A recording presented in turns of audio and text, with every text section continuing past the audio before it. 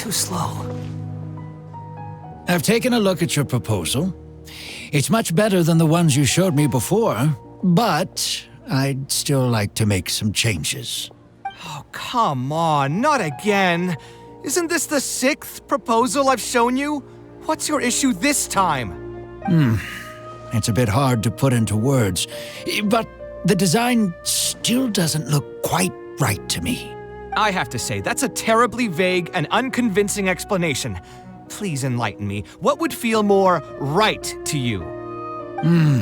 For starters, don't you think this roof is jutting out a bit too far from the top? It looks almost like the head of a fungus. This door, too. I don't think it needs to be nearly this large. If you could reduce it to around my height, you could use the leftover materials to construct a few more rooms. The roof and the door are the most fundamental parts of a building. If we were to change them, then what would be left of the design? Even if the soul of the building won't be lost, all traces of architectural style would be gone. Anyone with the slightest inkling of architectural knowledge would know to leave them alone. Oh, I understand the principles of what you are saying, of course, but the truth remains that I'm still a bit unhappy with the design as is. Is there anything else that you can do? Oh, actually, I just got an idea. Can we get rid of all the extraneous sections on the roof, so the whole design will just be one vertical structure, similar to that of a tree trunk? What? Don't architects often say that symmetry makes everything more balanced and pleasing to the eye? This way, the proportions will be completely balanced. I really don't know how you managed to come up with such a ridiculous idea. Wait, don't tell me. Someone hired you specifically to commission me and put me through the ringer? Come to think of it, though, I really don't think I've gotten on anyone's bad side recently. Anyway, that's it. I will not be working on this commission anymore. Goodbye. Maybe you can find yourself some other genius who'll be able to satisfy your demands. Hey, young man, please wait! Go.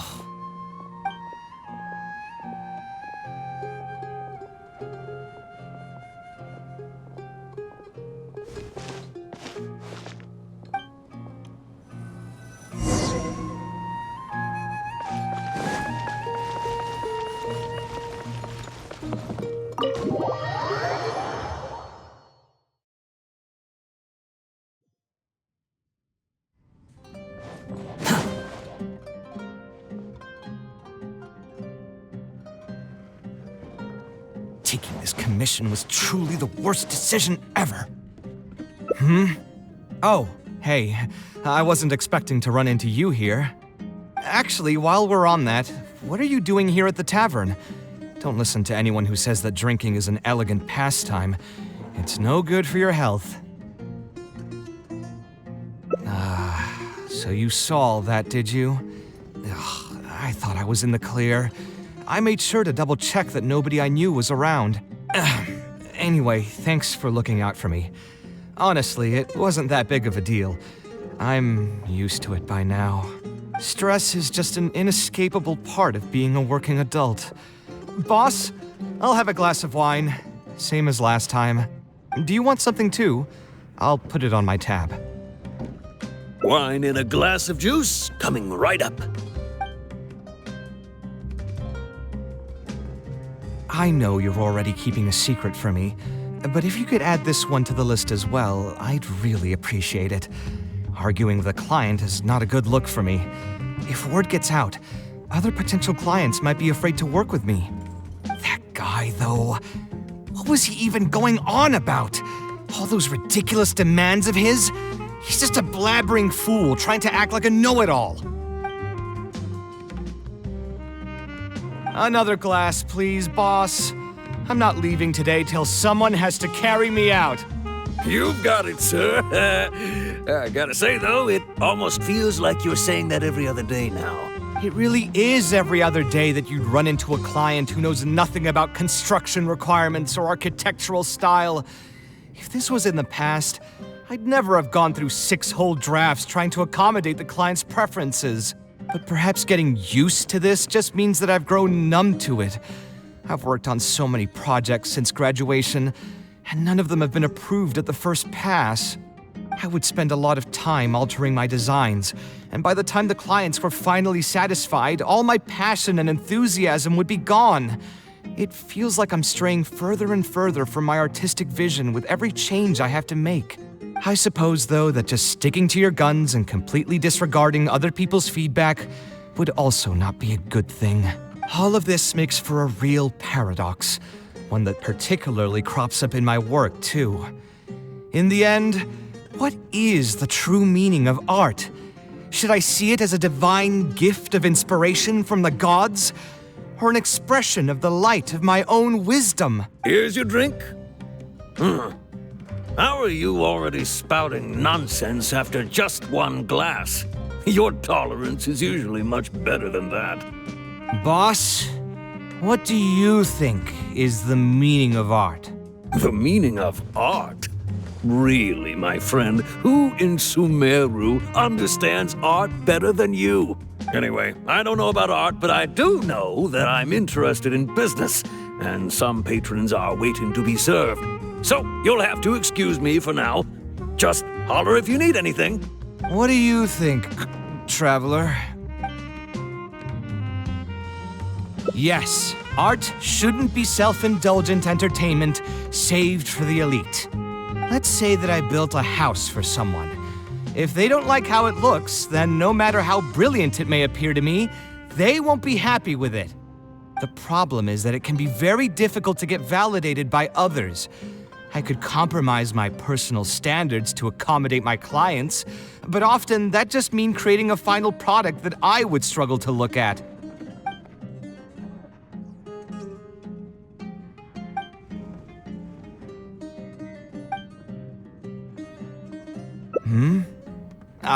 Thanks for offering, but you've seen how he is. He's not going to listen to anything I say. He understands nothing about my design, and all the suggestions he made were as if he just wanted to mock me. Okay, it is possible that I was just jaded by my frustration. Well, given I'm already on my 6th draft, I can probably push myself to make a 7th.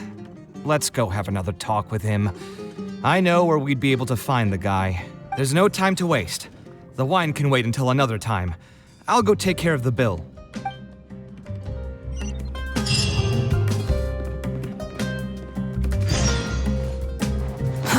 Too slow.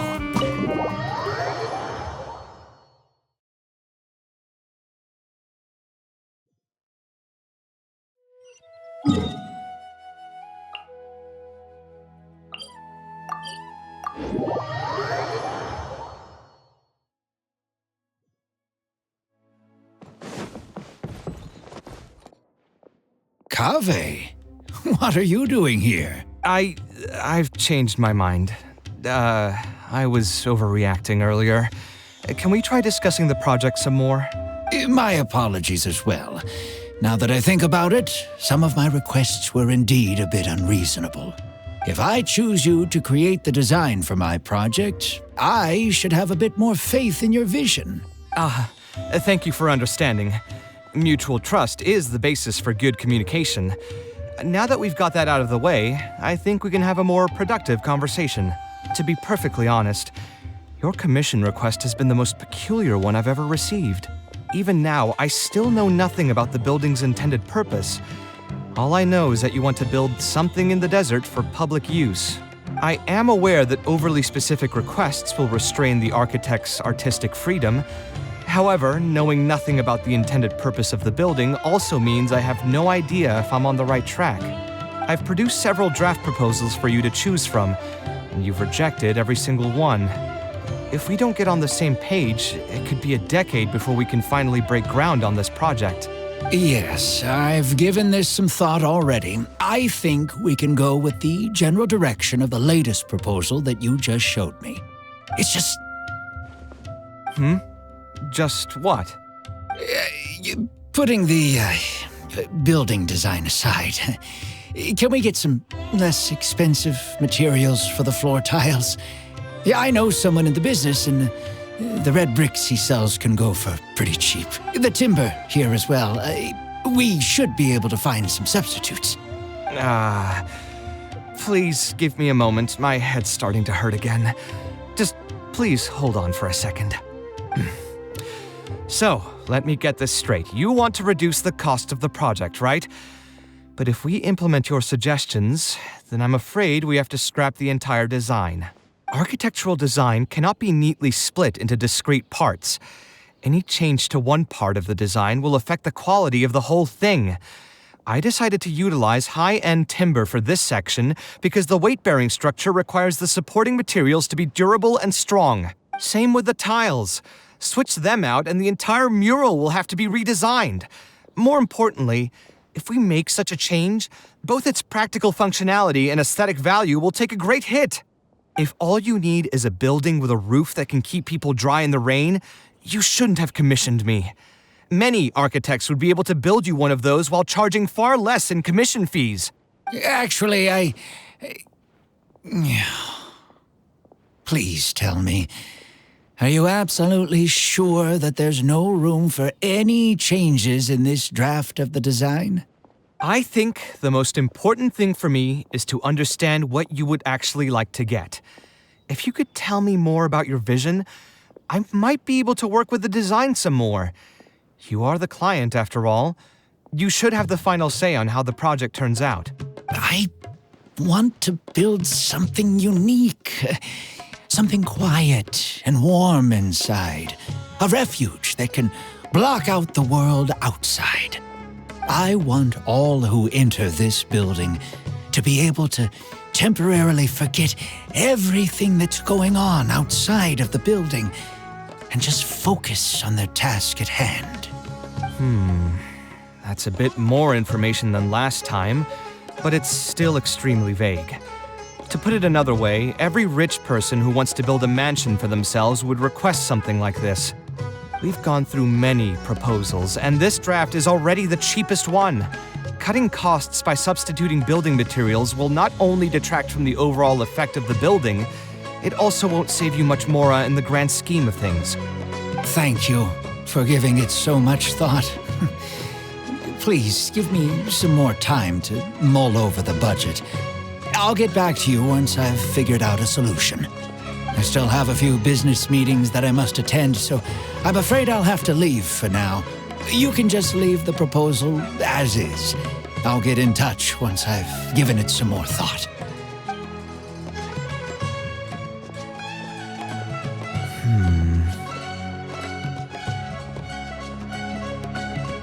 I also have a similar feeling.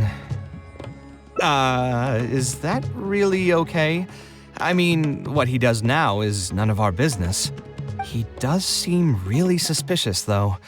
He dresses like a rich person, but when you talk to him, he hardly sounds the part. That's actually pretty common. Not all rich people are spendthrifts. Many are just, as if not more, stingy than him. The more mora some people have, the more they love interfering with people's lives. Like constantly reminding you to pay back your debts, or hinting every other day that it's time for you to pay rent. Actually, now that I think about it, I'm not even sure this person really wants to work on this project with me. Putting his vague requests aside, he's still finding excuses to procrastinate even when we've decided on a plan. Who knows how long construction will take if he keeps delaying things like this? We should find him again and get some clearer answers. The sooner we can break ground on this, the better.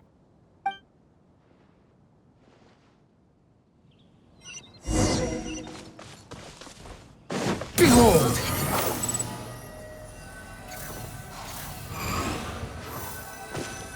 Huh? Where did he go? I could have sworn he went this way. Let's keep looking.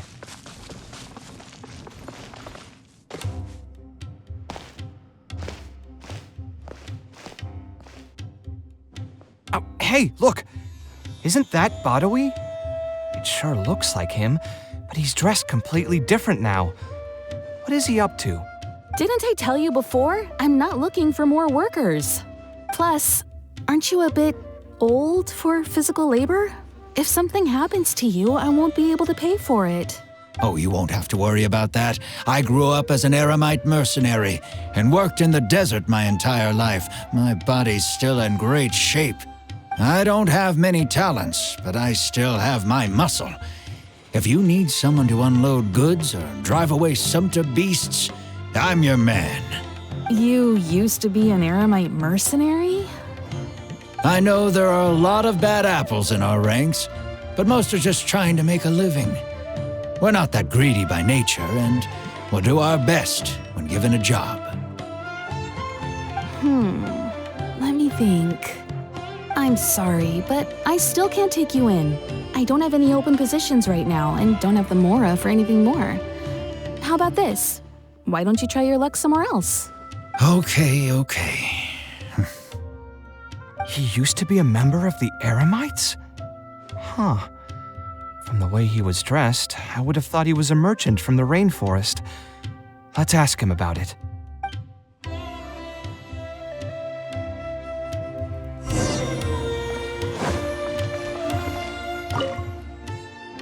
We meet again. Huh? Why are you guys here? That's what we wanted to ask you. Who are you? Why did you dress up like a merchant to talk to me about our project?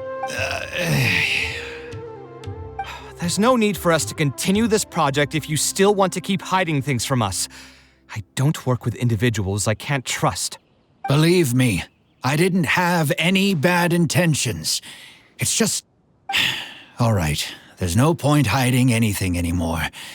The building I'm trying to commission you for is not really a personal residence for me, but rather a library for children living in the desert.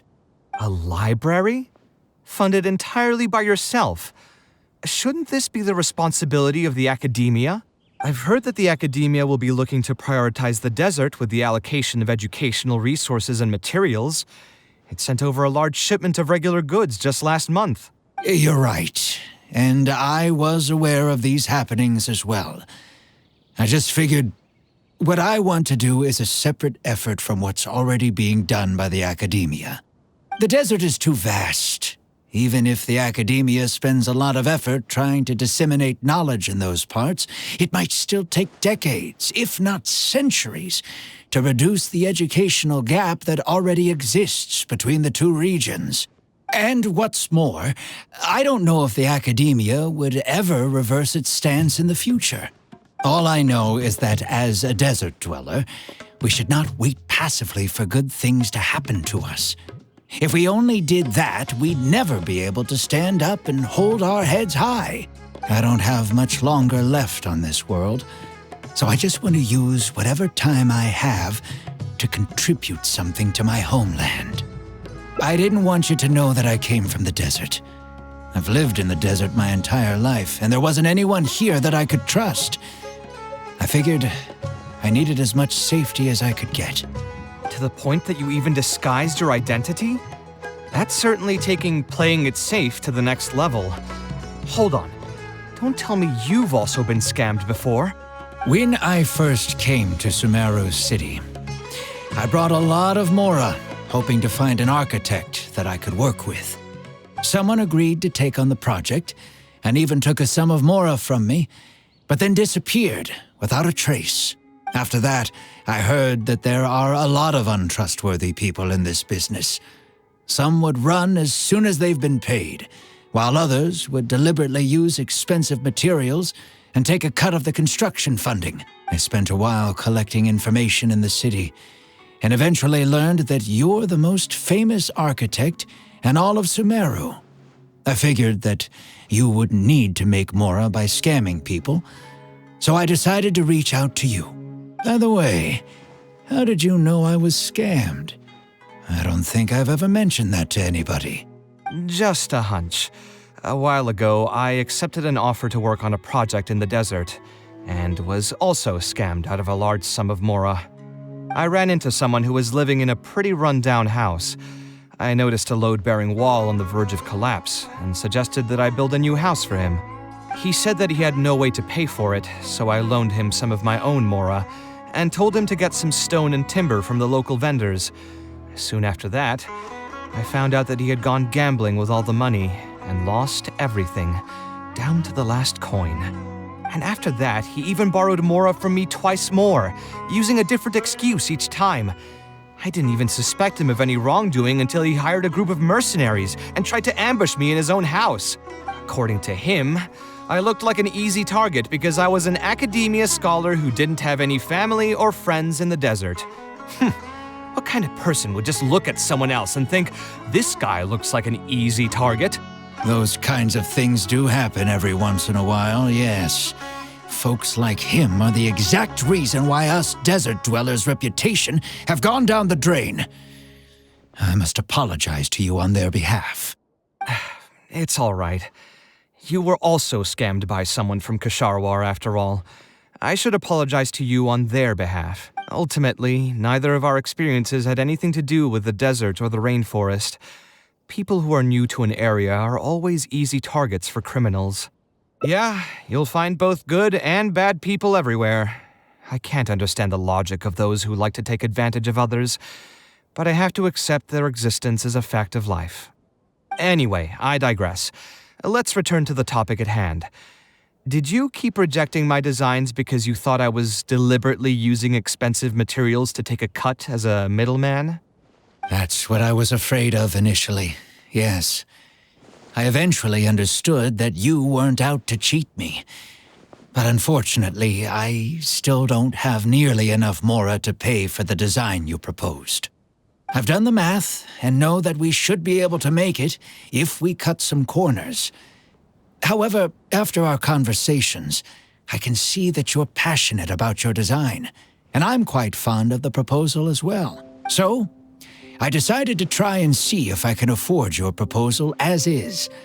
I've been looking for work every day, and in another month, I should be able to cobble together enough Mora to meet the budget. By cobble together, you mean you're going to spend your entire life savings on this project? But then, what will you do if something unexpected comes up, and you find yourself stuck with no emergency fund? To be honest, I haven't really thought about that. I mean, when you've lived to be my age and something happens, you can't really call it unexpected anymore. All I want is to build this library before I leave this world, so that the children of the future would have some books to read, and the desert dwellers would be able to learn their letters and pick up some practical knowledge.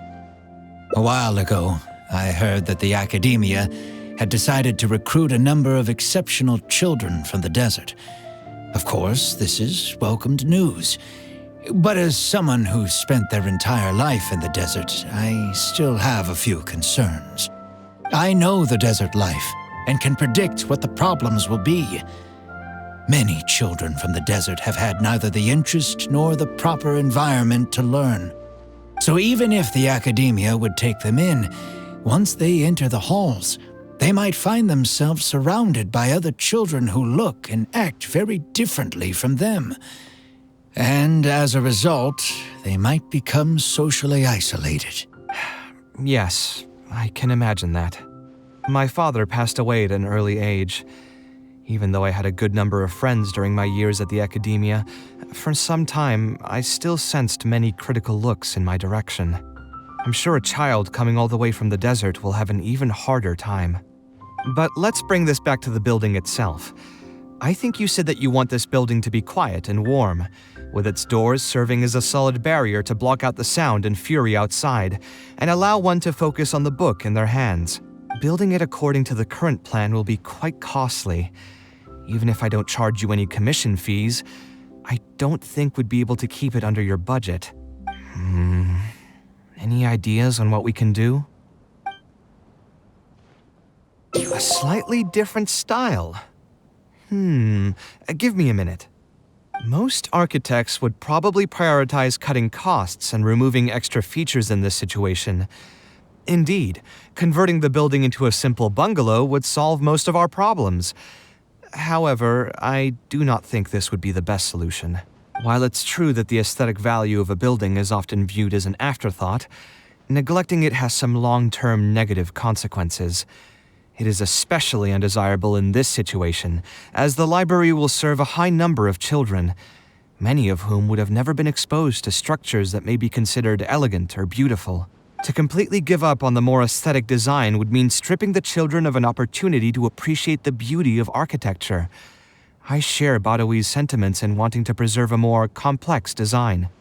However, if we can reduce the ornate aspects of the design while maintaining its fundamental elegance, which is to say we won't touch the arches and stone pillars but make changes elsewhere, this is definitely a first. To make up for the loss of regular details, we would need to put a lot of extra effort into the layout, lines, and color. I see. Would that really be okay? It just increases the difficulty of the design. You should feel lucky that out of all the architects in the city, you chose to approach me. Most of the others would have given up on this project by now. As for inspiration, I think I might have something in mind, but I'd need to visit the site to make sure. Where do you want this place to be built? Tell me the exact location. Aru Village. Although it wasn't my childhood home, I think it'll be the best site for such a building. Okay, then we can pay a visit to Aru Village. Is there something I can do for you? I've already caused you a lot of trouble before, and now you're revising the design again because of me. Which draft are we even on now? It's making me feel terribly guilty. Let me think. You said you used to be an Eremite mercenary, right? In that case, you could help us clear out some monsters that are blocking the way to Aru Village. We want to keep the roads clear, and reduce the loss of materials during transport to a minimum. If everything goes well, that'll help us save some Mora. All right, just leave it to me.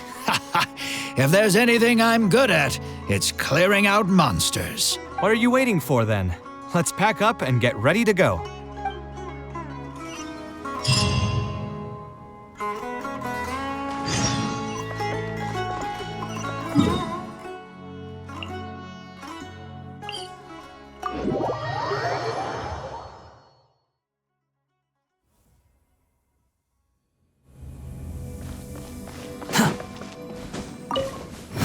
Search for it.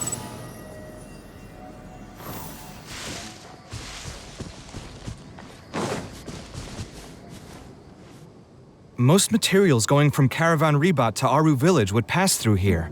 There are a lot of monsters out here today. If you find it hard to keep up, just let us know. Oh, don't worry about me. This is nothing. I'll be careful, though, and you should do the same.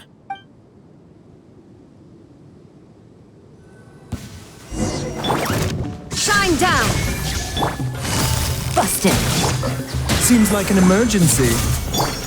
Scanning!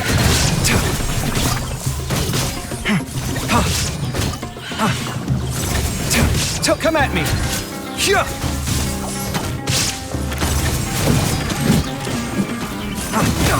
Scanning!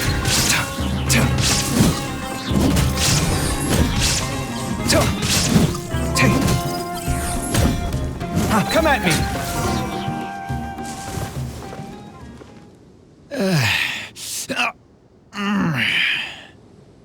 I'm fine. I've spent my entire life fighting these kinds of monsters in the desert, after all. They won't get the best of me. But it's one thing to fight against monsters, and another to fight against an old injury. It's something I picked up when I was young. There were many fights between mercenary brigades back then, and one day someone stabbed me in the back. I don't think much of it back then, but with age, it's caught up to me. Few mercenaries get to enjoy their later years. Failing health tends to take the joy out of reputation and wealth, and many mercenaries never even made much of the latter to begin with. Is there someone you know who can help to look after you? Unfortunately, no. My wife passed away at an early age, and I don't have any children. Sometimes I'd close my eyes and realize most of my life story has already been written. I have many regrets about my past, but at the same time, I also know that there were never many options for me in the first place. I joined the Eremites when I was young, and won many battles with them. My survival was more a matter of luck than actual ability. If at all possible, I want future children of the desert to have some more options in life. I don't want them to turn out like me. My apologies. The older we get, the more we tend to ramble. Seems like we've already cleared out most of the monsters. Let's hurry over to Aru Village.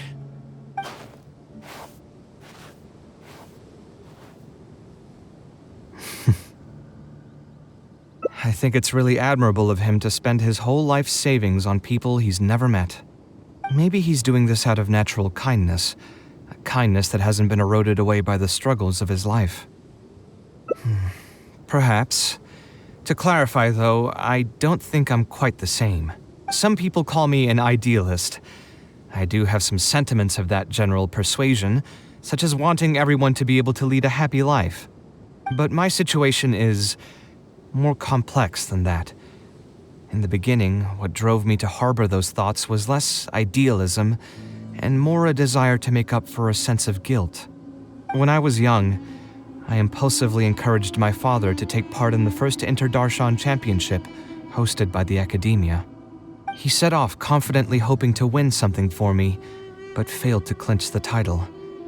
What's more, he fell into depression after the competition and requested to join an investigative research project in the desert. I never saw him again. Word has it that he got caught in quicksand. Even if other factors may have contributed to his death, the fundamental cause still circles back to me. I started doing many things in life because I wanted to make amends. Even in cases where I couldn't do something for a specific person, I still did whatever I could. I think I just wanted to make myself feel a little better. At this point, even I don't know. I've tried self-reflection, but it didn't help. I can't seem to walk away from many things that I see or hear about, even if they don't directly concern me. And I can't quite pinpoint the source of it. Maybe it's just like what those Vahumana scholars often say. It's hard for people to truly understand themselves. I could be doing things out of endless guilt, or I could be doing them out of a strong sense of empathy. It could even just be a matter of conceit. The potential motivations could number in the dozens, but the actions they result in are the same. Anyway, I suppose I don't really mind being called an idealist. They also use that term to describe my father. It seemed to carry fewer connotations back when he was around. I've known Al-Haytham for many years now, and discussed my ideology with him for nearly as long. Maybe argued is a better word for it. He told me a long time ago that no matter how strong of a swimmer you may be, you'll still get dragged under by the others who are drowning once you run out of stamina. He believes this is the fate that awaits all idealists. I still believe I should live by my ideals, and I've given him countless reasons why I think it's a good idea to do so. Perhaps my ideals are flawed, but are there really any perfect things in this world? Unfortunately, he remains unconvinced. His personality is the exact opposite of my own. If someone happens to drown next to him, he'll most likely stand on the shore and mumble something along the lines of respecting other people's fates. But as you can see, I'm not the only idealist in the world. Just as there are different seasons, there are also different people. There are many others who will continue to care about the fates of those who are not directly related to them. And when I finally run out of stamina, someone will also reach out and bring me back to shore. Someone will help me, right? Yes, I've already been helped like that before. Oh, please. It's not like we're actually talking about swimming. Also, just so you know, I actually took a swimming elective back in the day. Don't underestimate my skills. Either way, I'm feeling much better than when you first found me at the tavern. I can feel inspiration already welling up inside of me. Maybe this will be just the opportunity I needed to create a whole new style. All right, let's head to Aru Village.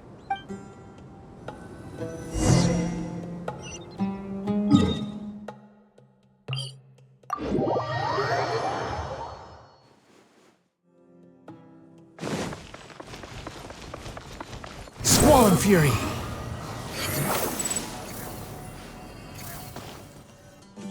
Now that we're here, it's my partner's time to shine. Marak, Oh, what's this? my toolbox. I built it using an ancient mechanical core. It's not too smart, but it's super useful and can help me with a variety of tasks. I'll take Marak and find a suitable location for the building. Once that is done, I'll get to work on a few designs. Traveler? Ah, you know each other? Hello. I suppose you must be Kaveh from Kasharawar. I've heard of you before. My name is Sataria, and I'm currently the person in charge of promoting educational assistance programs here in the desert.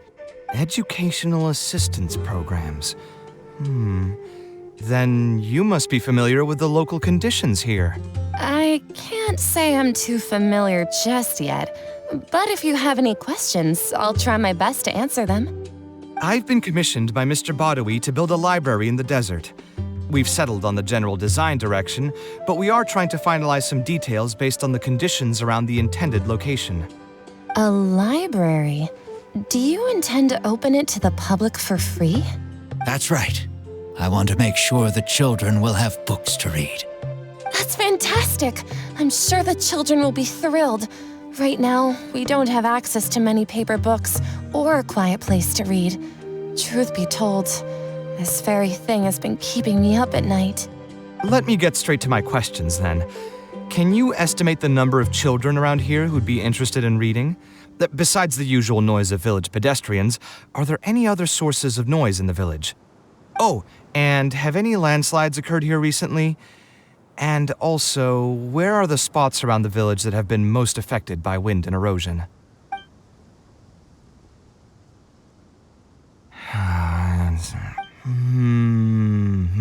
All right, that should be everything. Badawi, let's go over the budget again. We'll keep the building structure the same, but make the place a little bigger, so it'll be able to hold more people and get better natural light. The parts of the project that cost the most will be the insulation and ventilation materials. I'm sure you understand, no one likes to read in a place that's hot and stuffy. I want to make significant changes to the arrangement of the bookshelves, tables, and chairs. I'll go over the specifics of that shortly. I have two plans in mind. Both are pretty minimalist in style, but will provide a very different ambiance from the world outside. Our final cost should be around 70% of the last figure I quoted. The whole thing should take around half a year to complete. Marak has produced a sketch for all of you to see.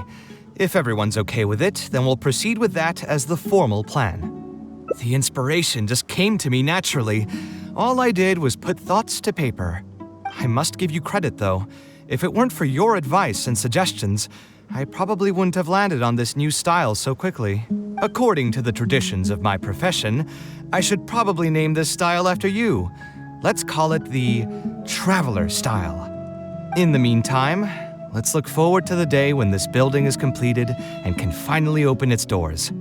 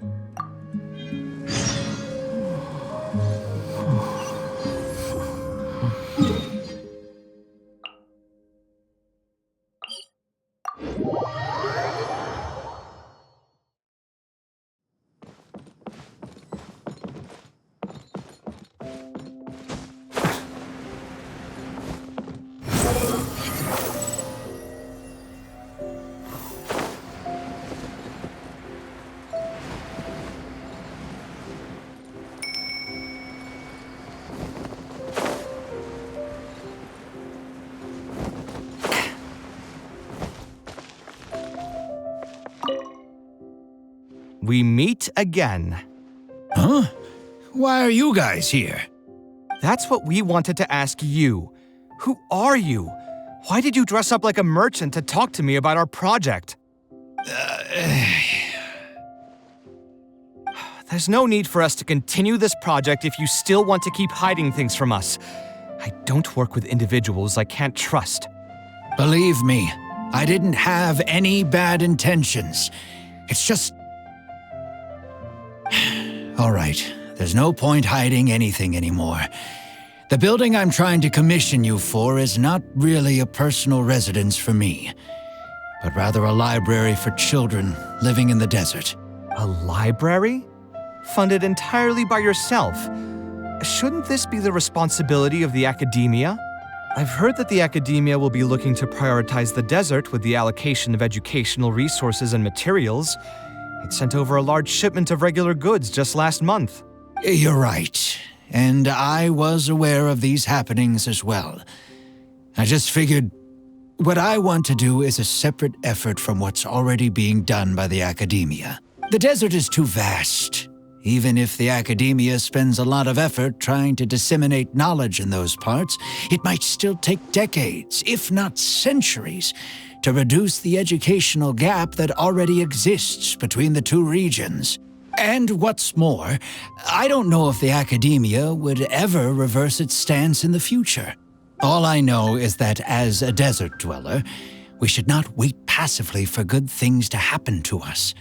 If we only did that, we'd never be able to stand up and hold our heads high. I don't have much longer left on this world, so I just want to use whatever time I have to contribute something to my homeland. I didn't want you to know that I came from the desert. I've lived in the desert my entire life, and there wasn't anyone here that I could trust. I figured I needed as much safety as I could get. To the point that you even disguised your identity?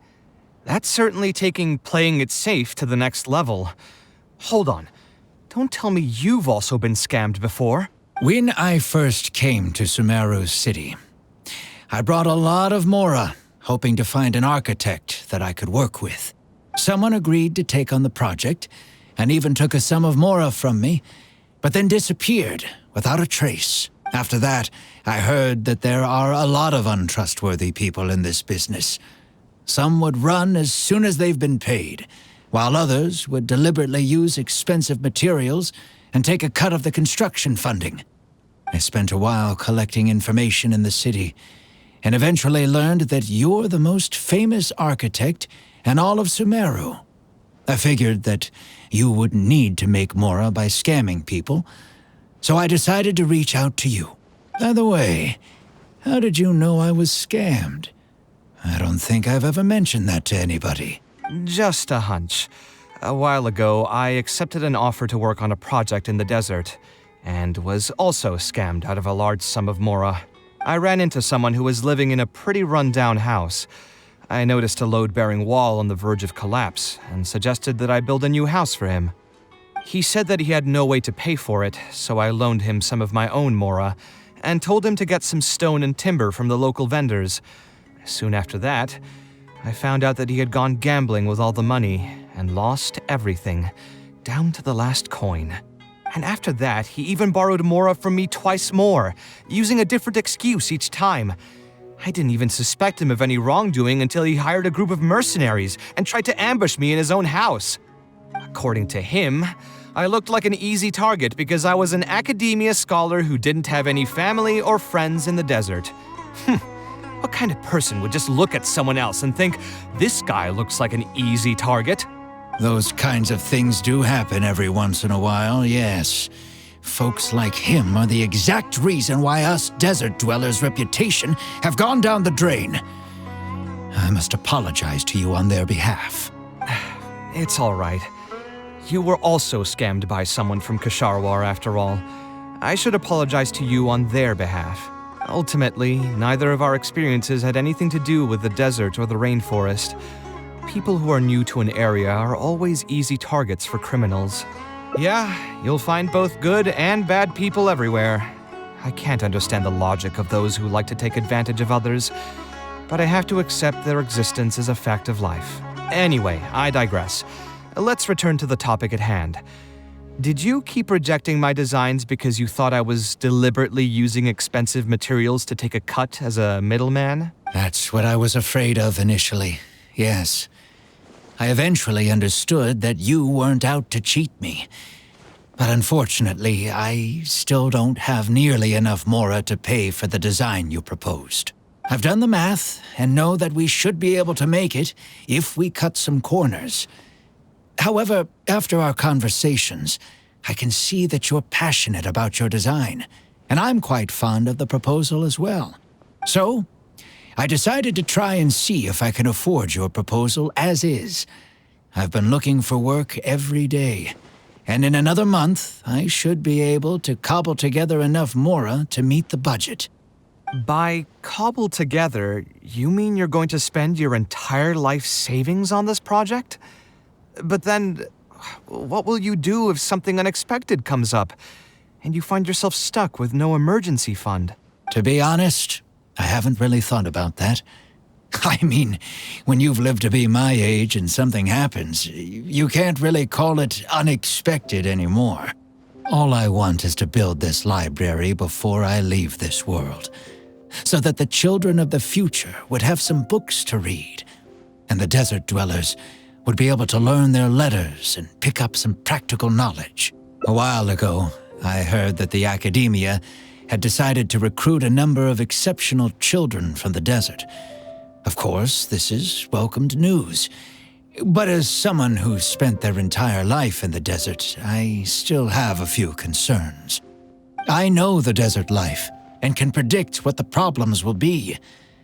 Many children from the desert have had neither the interest nor the proper environment to learn.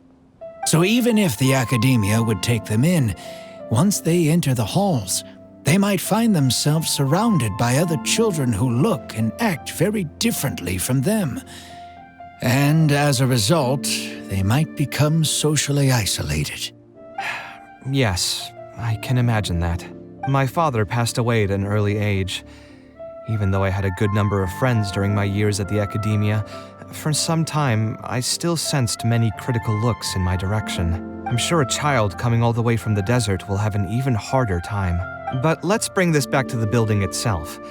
I think you said that you want this building to be quiet and warm, with its doors serving as a solid barrier to block out the sound and fury outside, and allow one to focus on the book in their hands. Building it according to the current plan will be quite costly. Even if I don't charge you any commission fees, I don't think we'd be able to keep it under your budget. Any ideas on what we can do? Sponsor the project? You mean convince wealthy merchants to join our cause and pool their money together to build the library? That does make sense.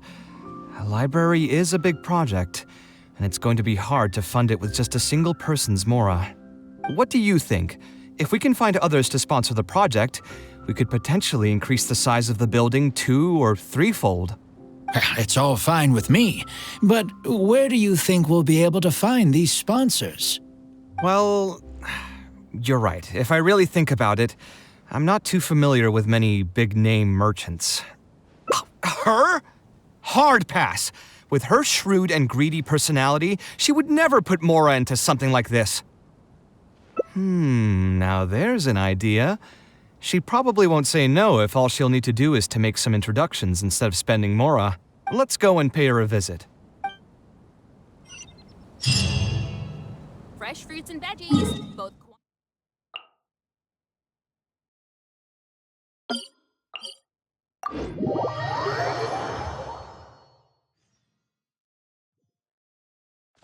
The wind rises.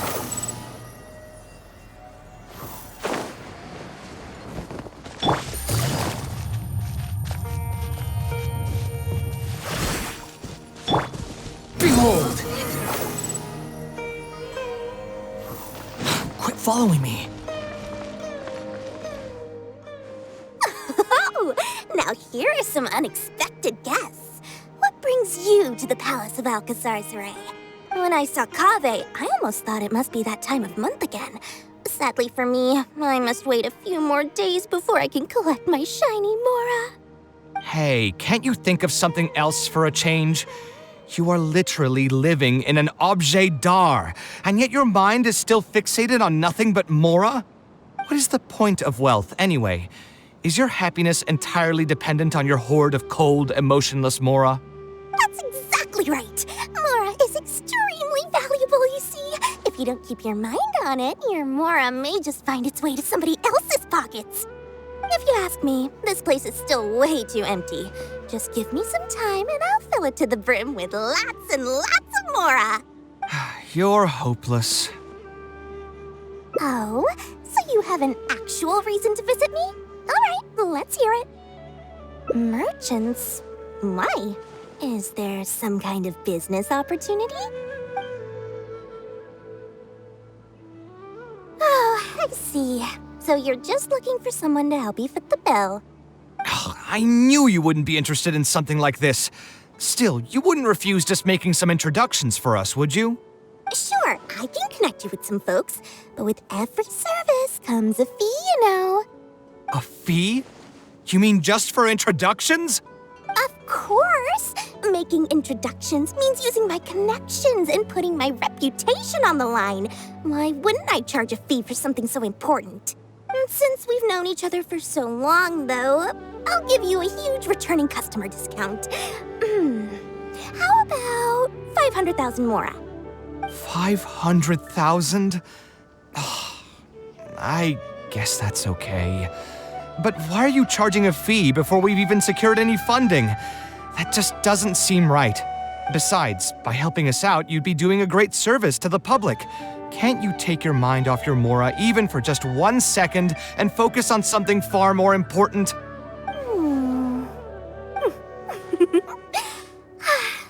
Very well. Since you're so passionate about this project, I'll help you out and waive the introduction fees. 3 of my business partners came by earlier today to discuss some things with me, and they still haven't left yet. I'll arrange a meeting for you. And just so we're clear, it'll be up to you to present your project and discuss any deals. Thank you so much. You can wait here. I'll bring them over to you.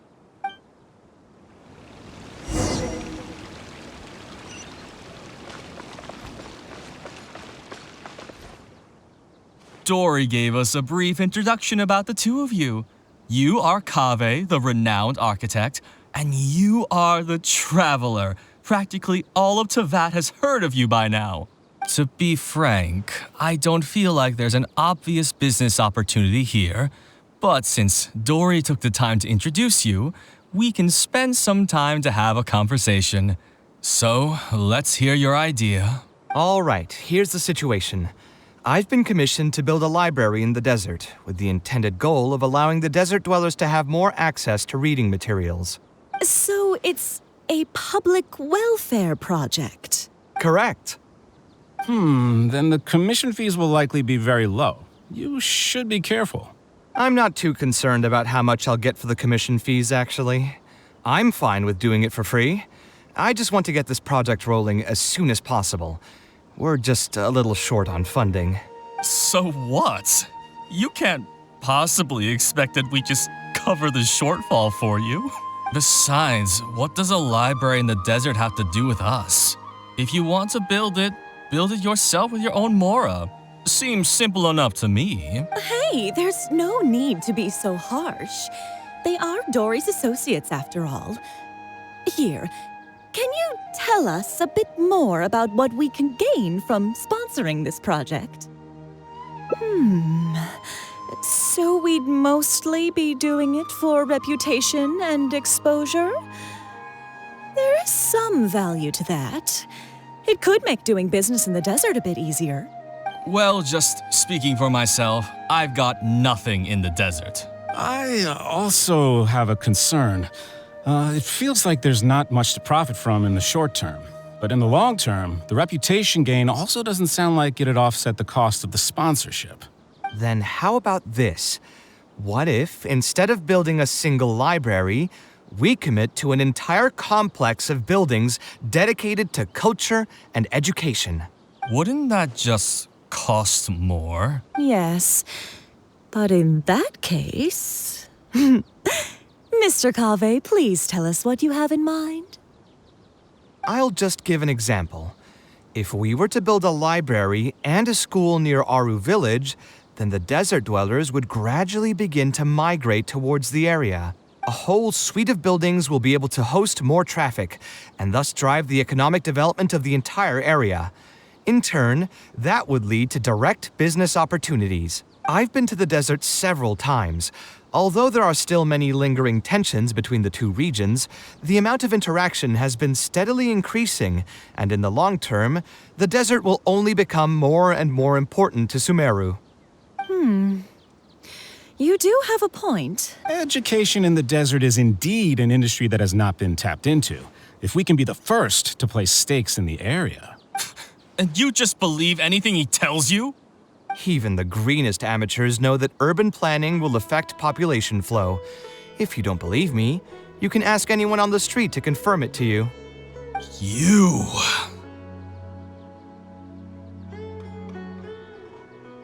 Wait, something just occurred to me. If we're going to build a library in the desert, Aru Village would obviously be the best place for it. But it seems we're not the only ones with our eyes on the village. I heard a rumor a while back saying a lot of land and buildings in Aru Village have already been secretly purchased by a big-name merchant. What? What? In other words, if we try to join the fray now, there won't be much left for us.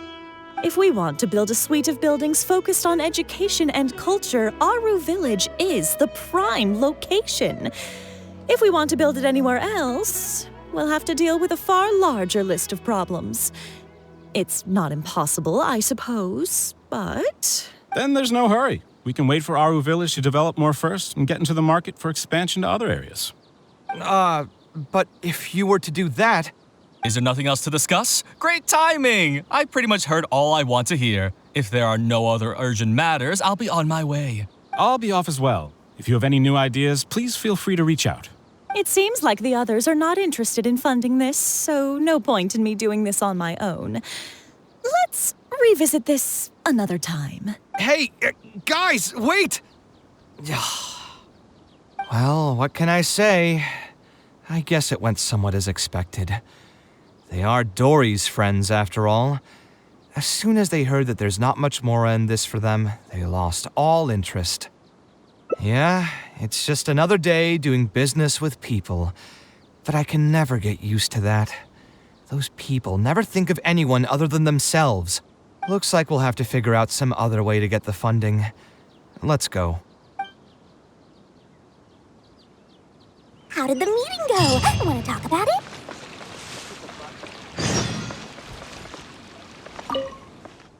Oh, where did all that passion go from earlier, I take it you weren't able to find a sponsor for your project? Please don't tell me that you're here to mock us. What kind of person do you take me for? Would the kind and generous Lord Sakuma Bay really do such a thing? I will say, though, I more or less expected this outcome even before I introduced them to you. You can try to talk up the project all you want, but the facts will remain the same. This project is high investment with slow returns. No sane person would put their money into this. But this isn't just a business project, right? Also, if you already knew no one would want to partner with us, why did you still try to charge me 500,000 mora? You scammer! You might want to remember who your creditor is before you start talking like that, Kaveh. I'll pay back every last coin that I still owe you, but that's a completely different matter.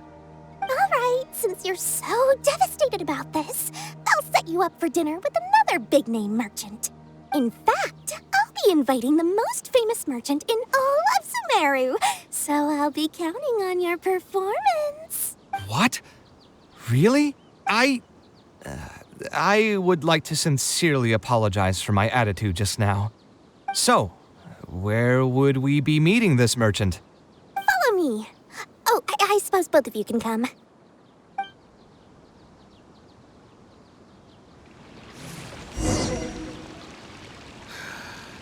just wish that some people would actually do their jobs.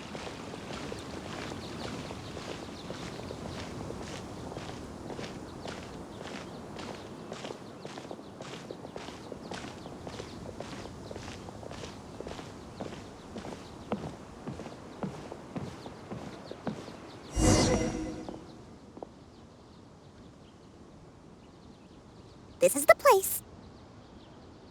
You said you're going to introduce us to the most famous merchant in Sumeru. Well, where are they? You still don't get it, huh? The most famous merchant in Sumeru. Huh? So you meant yourself all along? Then why did you bring us here? Well, I've given it some thought, and that complex of education and culture buildings that you mentioned does hold some promise. It'll be a pretty big Mora sink, and I'll have to fund it all on my own, but that's not really a problem for me. Seriously? Where's this generosity coming from so suddenly? Are you trying to scam me again? The reasons are not important. What's important is that I'm willing to help you.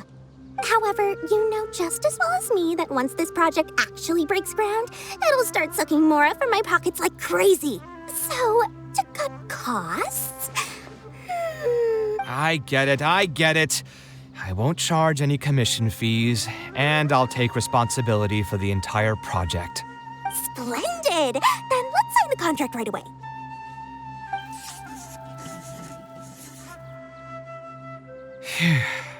This way, the children of the desert will have some books to read.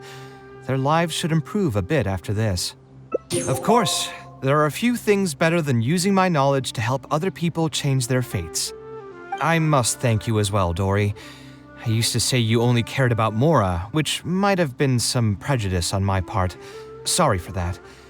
I will also try to pay back my debts as soon as possible. Now, let's have a quick discussion. Where would you want the library to be built? That will be the most important building. There's no rush. I'll provide you with a copy of the deed when we get back. You can just use the address on the document to find the lot. Huh? The deed? So hold on a sec. The person who has been buying up everything around Aru Village was you all along? Oh my, did I not tell you about that? Yep, yours truly has been buying up all the land. I must thank you for bringing your ideas to me. Before our conversation, I had no idea what to build on all those lots. So, from my perspective, this has been a great turn of events. I didn't put much in and easily got a lot in return. But what about my commission fees? Huh? Didn't you waive those yourself? I was just gonna say that to cut costs. We mustn't procrastinate and should start construction as soon as possible. But before I could finish my sentence, you volunteered to waive your commission fees and even promised to take responsibility for the whole project from start to finish. I am so touched, really. It's obvious that you used every trick in the book to deceive me. You deliberately paused for a long time while talking about the project and kept glancing at me with that menacing look in your eyes. Huh? You really think so?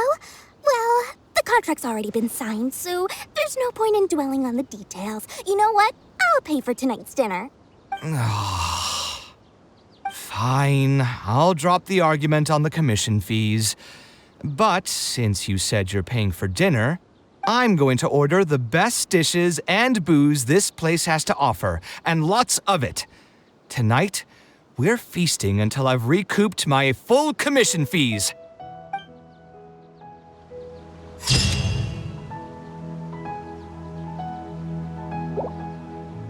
I wonder if I'll ever be able to create something so...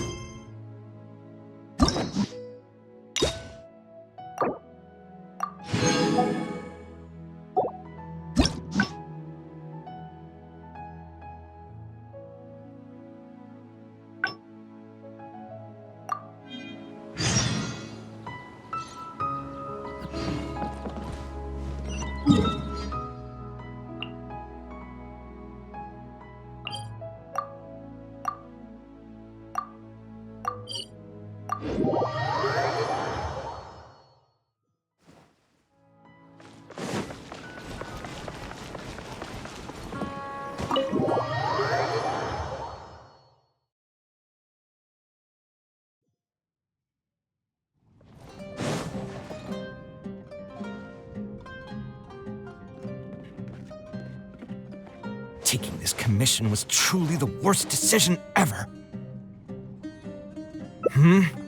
Oh, hey, I wasn't expecting to run into you here.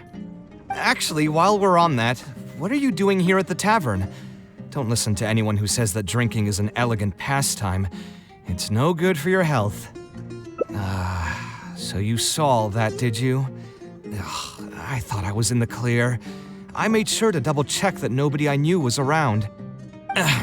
Anyway, thanks for looking out for me. Honestly, it wasn't that big of a deal. I'm used to it by now. Stress is just an inescapable part of being a working adult.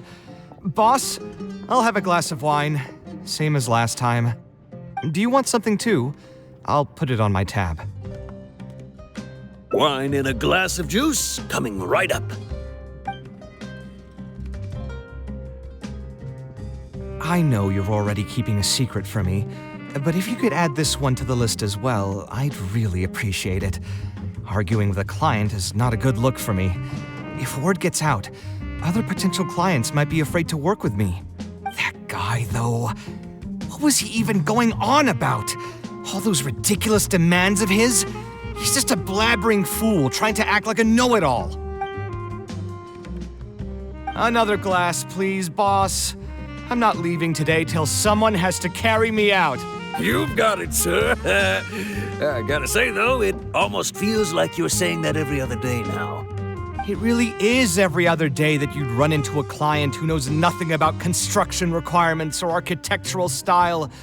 If this was in the past, I'd never have gone through 6 whole drafts trying to accommodate the client's preferences.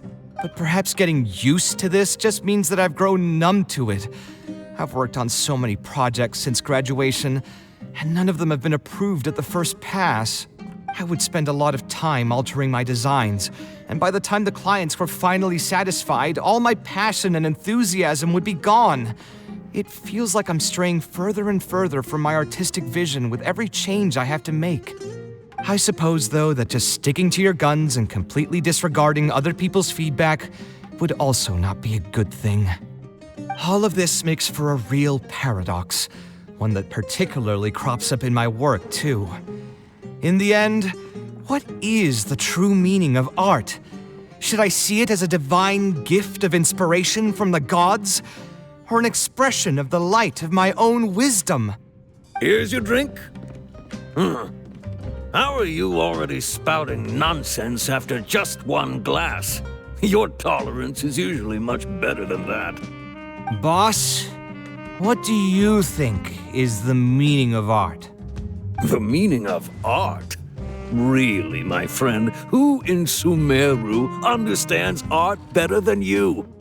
Anyway, I don't know about art, but I do know that I'm interested in business, and some patrons are waiting to be served. So, you'll have to excuse me for now. Just holler if you need anything. What do you think, traveler?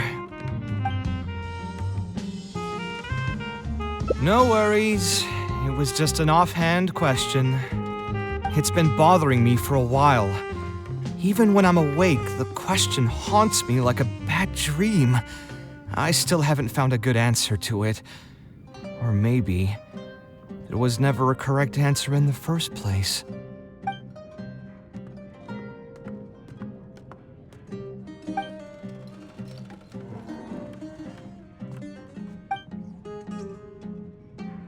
Sounds great to me. I don't even want to think about this project anymore. But what should we do?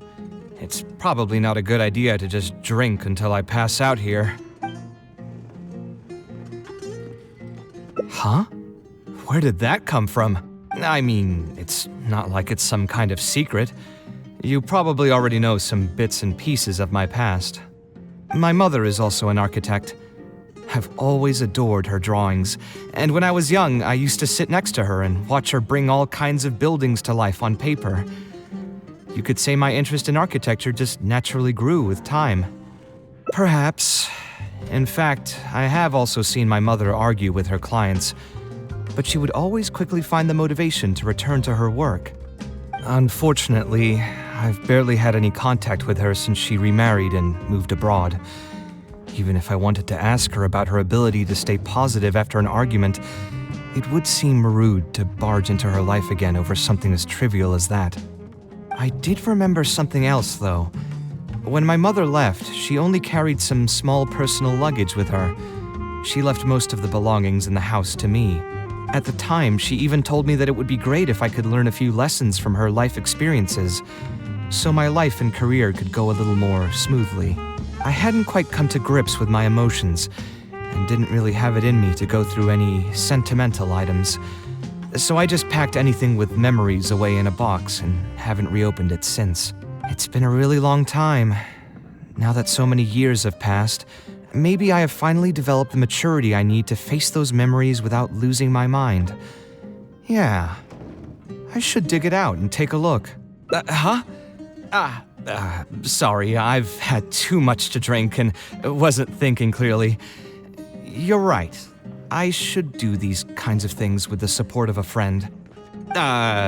Speaking of that, I can call you a friend now, right? Either way, thanks for reminding me that I can invite you to come along. Had I just gone back by myself, it would have looked like I'm deliberately trying to keep things from you. Thinking too hard about the words is giving me a headache, so I'll just give it to you straight. Thanks to your advice, I have decided to put my current projects on pause for now, and spend some time trying to rekindle the passion for my craft. If you want to stick around and see how this will turn out, you'll be sure to encounter some bits and pieces of my past. Do you think you'd find that too boring? All right, then let's head back together. I mean, you already know where I live. Who knew that the day would come when I too would have some friends over? Let me see. I should have tidied up the place before I left the house this morning. Hatham shouldn't be home now either. He's usually in the records room at this time of the day. Anyway, there's no more time for drinks. I'll go take care of the bill.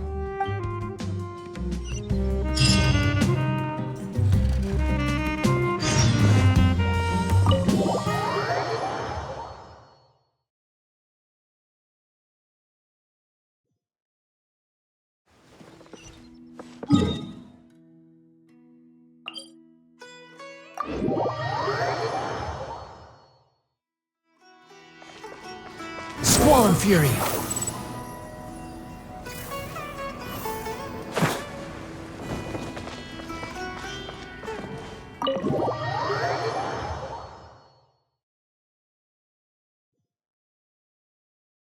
Hatham isn't in, so feel free to sit wherever. I'll bring out the box.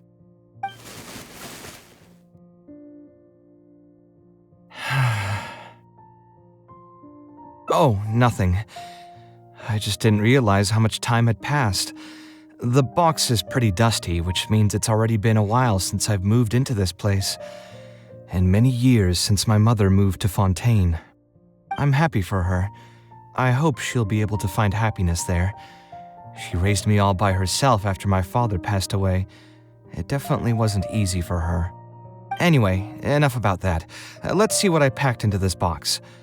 What are all these things? Oh, I remember now. This is a drawing I made in Port Ormos. Obviously, I wouldn't call it anything special now, but I was less than 5 years old when I made this drawing. That's more than 20 years ago. You could say it's pretty good for a child of that age. Now that I've said that out loud, I suppose I do have some level of artistic talent, right? Criticism and self-doubt have always been a part of the artistic process. Without criticism, there can be no improvement. It's normal for me to question my abilities from time to time. I admit that I may have spent a little too long questioning myself this time around, but as you know, the heart tends to dwell on whatever it pleases. Anyway, never mind. The more I talk about it, the less confident I feel. Let's see what else we have in the box. My building blocks! It's been years since I've last seen these. When I was a kid, I used to stack them super high, and could even stabilize the tower to keep it from tumbling over. Oh, and this blueprint. I made it by copying my mother's sketch, and the aspect ratio was horrendous. It's still technically the first blueprint I made myself, though. I was super proud of myself when I finished it, and put it in the same pile as my mother's sketches, hoping she'd notice and compliment me for my good work. Unfortunately, my mother didn't realize that I had put it there, When she had a meeting with a client the next day, she handed my blueprint to him by mistake. The client was completely confused by this new blueprint, but apparently he felt too tongue-tied to question such a famous architect. It was only a few days later that he finally gathered up the courage to pay my mother a visit. He asked, "The door in this blueprint is even taller than the roof. Is this supposed to be part of the design?" My mother took me with her to personally apologize to the client several times. She didn't scold me about it in private, though. Instead, she went over all the steps required to draw a good blueprint and was very patient throughout the whole process. I still remember it like it was yesterday. Let's see, is there anything else left in this box? What was this again? This is my mother's notebook. She used to write and sketch in it all the time. When I was a child, I used to be super fascinated by this notebook and always pestered my mother to let me read it. After asking her a few times, she told me that I could read it as long as I could guess the password. Wonder why she didn't take this notebook with her. Did she leave it to me on purpose? If only I could. I never managed to guess the password. Hey, it's not a matter of time, it's a matter of inspiration. That's what we need to guess the password. Who knows, maybe this time something will click in my head, and the answer will just present itself. Let me think. What could it be? I could tell what you were thinking. Don't worry, I tried all the easy guesses a long time ago. I've tried my name, my father's name, my mother's name, my grandparents' names on both sides, and all of our birthdays. I've tried every name and number remotely related to my family. I've even tried stuff like love you Kaveh, take care, and yours truly. I've tried every cheesy phrase and well-wish in the book, but this lock has refused to budge. I wouldn't try that route again. I have a hunch that it won't be that simple. Also, if she really did use something like that, she'd never hear the end of it from the folks over at Haravatat if they ever found out. So we could find someone who was close to my mother and see if they might know anything? I see what you're saying, but who should we talk to for that? My mother was never really the one to be social. My father was the one with more friends, but all those connections were severed when he died. Let me think. Is there still someone at the academia who would know my mother? Actually, there is someone. Professor Zaha Hadi. You've never really heard of her? She's a famous Kshatriyar scholar and leading expert in formal garden design. My mother studied under her as a student many years ago. Professor Zaha Hadi published many works during her career, so I was able to learn a lot by studying her essays. If there's anyone who still remembers my mom, it'd be her. She's older now and is no longer teaching at the academia. But if I remember correctly, she spends most of her time around the Bimarstan area. Let's go take a look. We might run into her if we're lucky.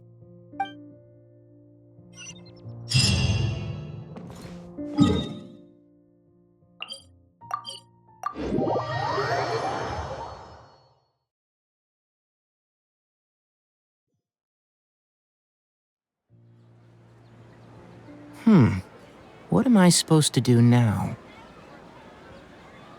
Forget it. I'll just head back. Tighnari, what are you doing here? Oh, it's you. Good to finally see you again. I came into the city to buy some experiment reagents, hoping to bring them back with me to Gandharvaville. But as soon as I got here, I noticed someone banging on Cyrus's door. You've all heard of Cyrus, right? He's an ex-sage and Sino's adoptive father. I was thinking about going over to ask what's happening. That granny over there may appear old and frail, but her vocal cords certainly sound loud and healthy as ever. Granny? Yeah, she's just over there. You can go check out the situation yourselves in a moment. Kaveh, were you at the tavern?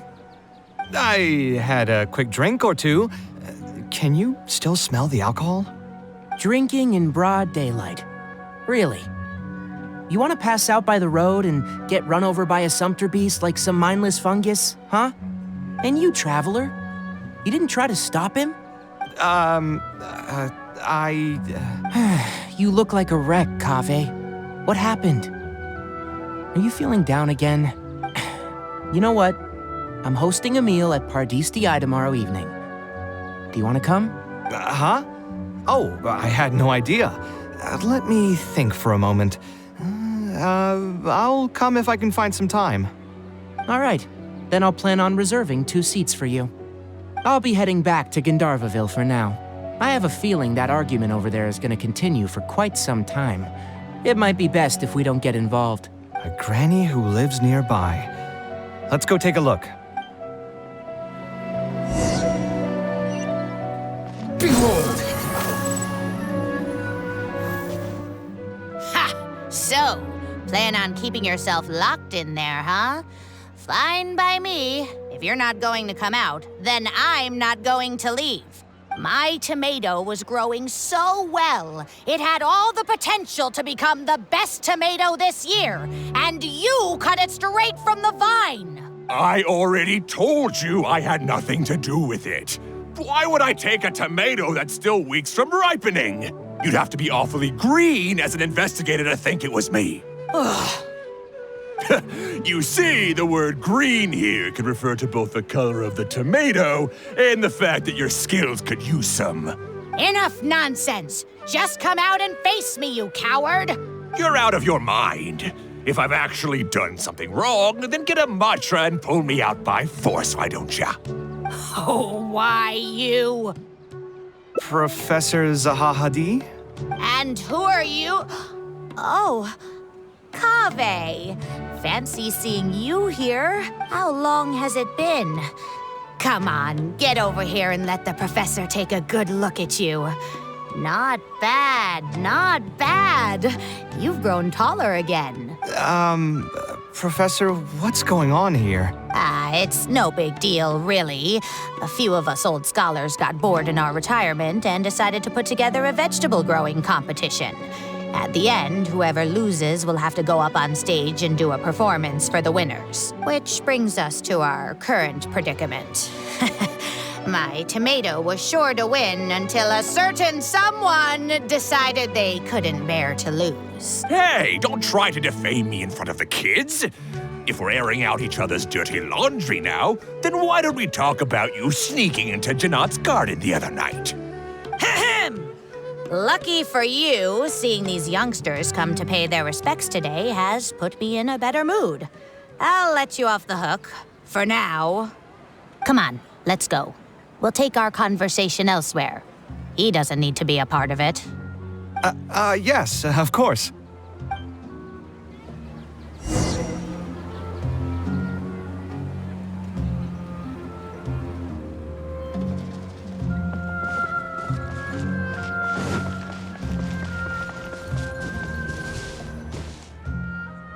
Is Faranak still doing well?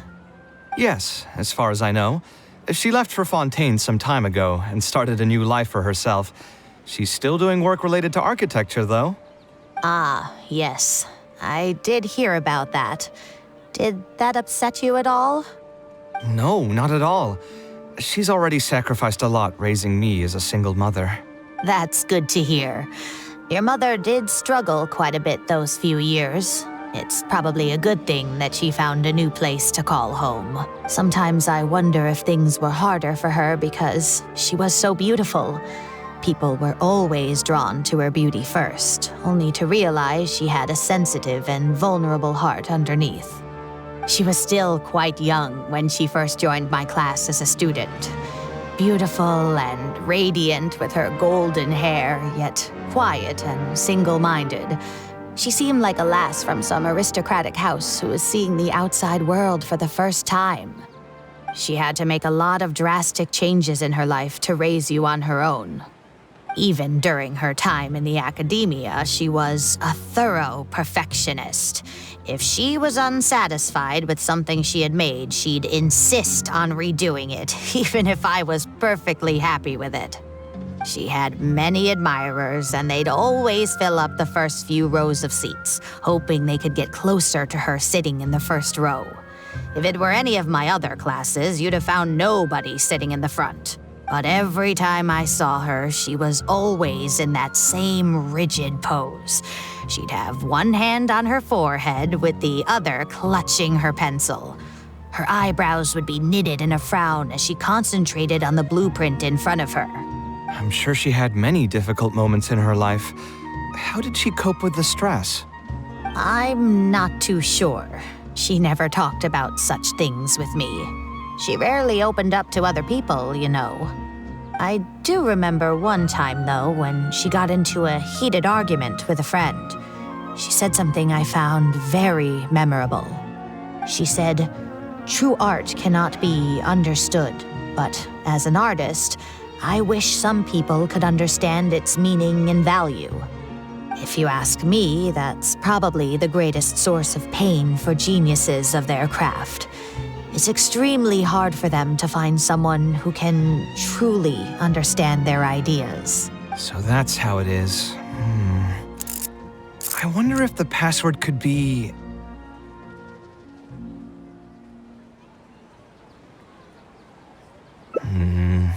I tried both just now.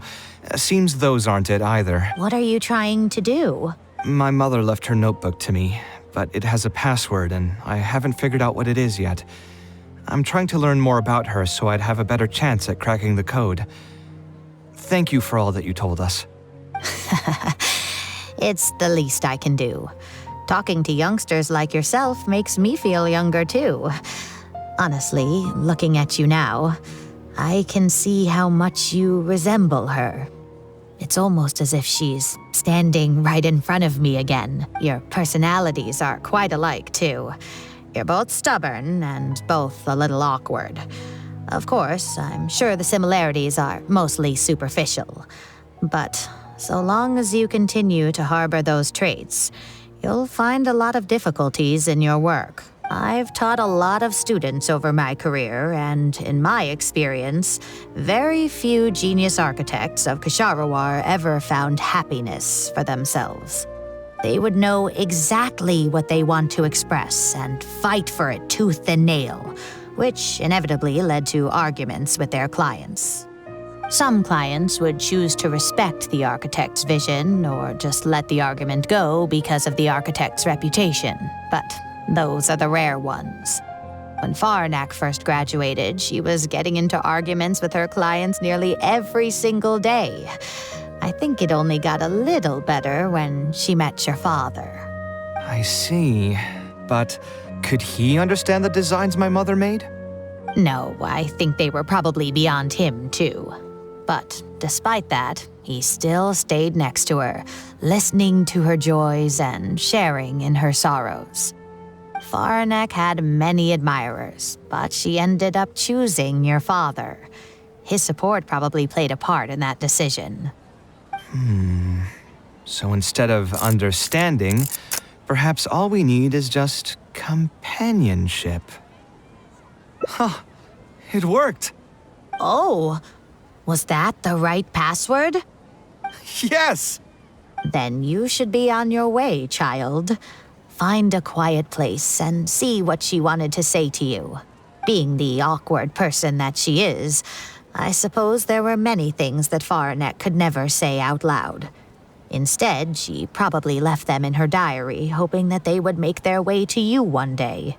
If you're ever in a mood to chat again, just come and find me here. You're always— Thank you so much, Professor. There's no need to be so formal. I'll let you kids go. It's time for me to take another stroll around the vegetable garden. I wonder what my mother could have written about. They all say Zaha Hadid's class is the toughest, but I think it's actually not too bad. On the other hand, though, structural mechanics is definitely a pain, no matter how you try to approach it. I doubled down and managed to get through it in the end. I met someone special.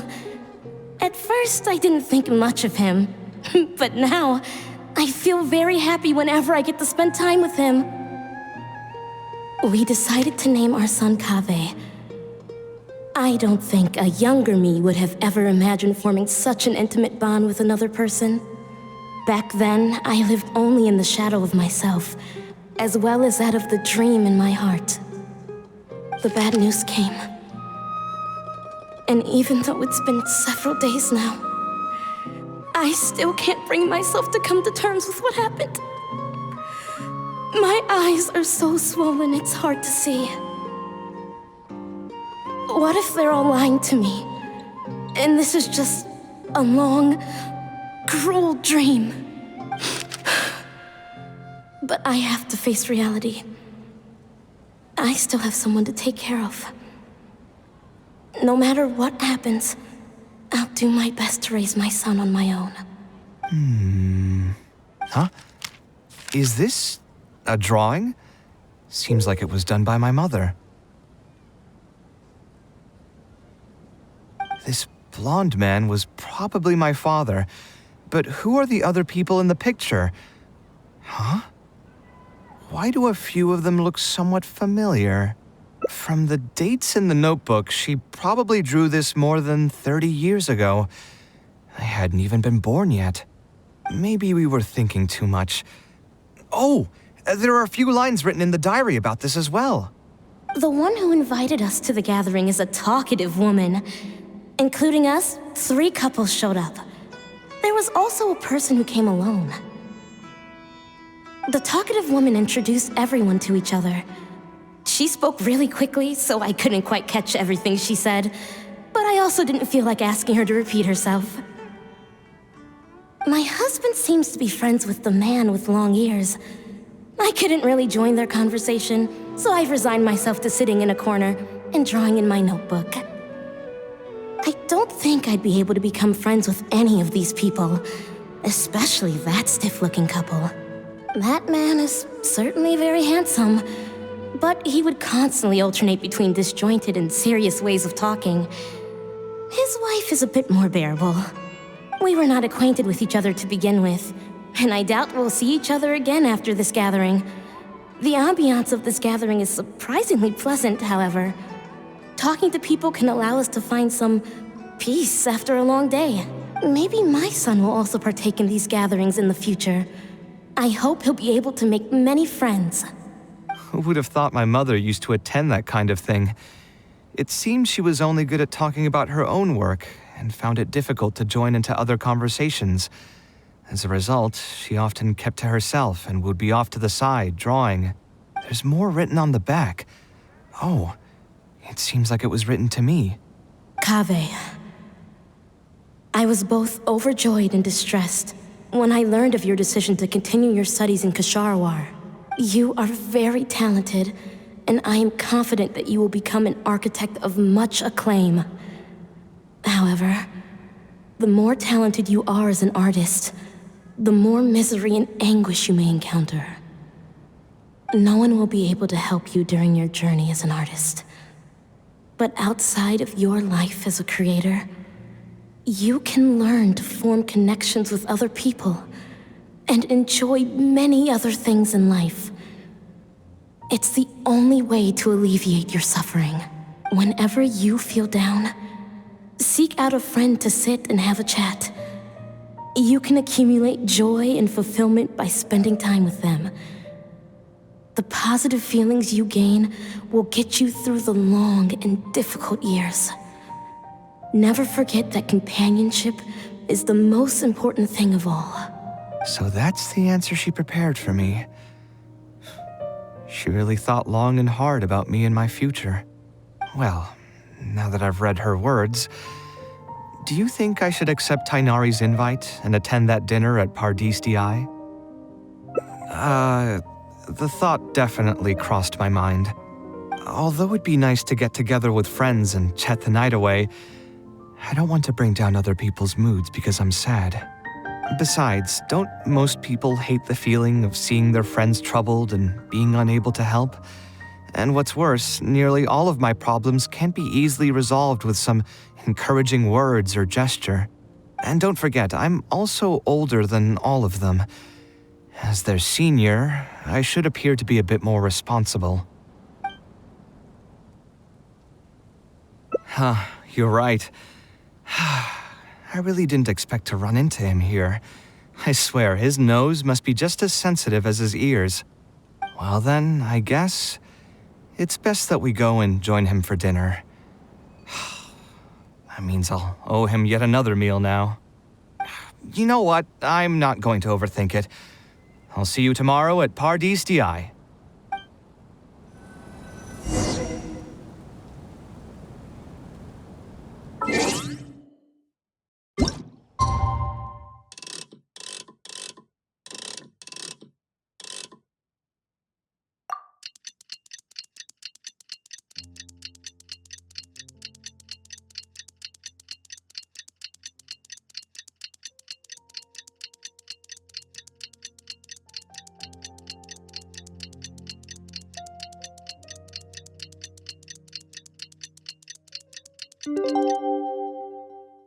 There's no need to exchange pleasantries. It's rather pathetic.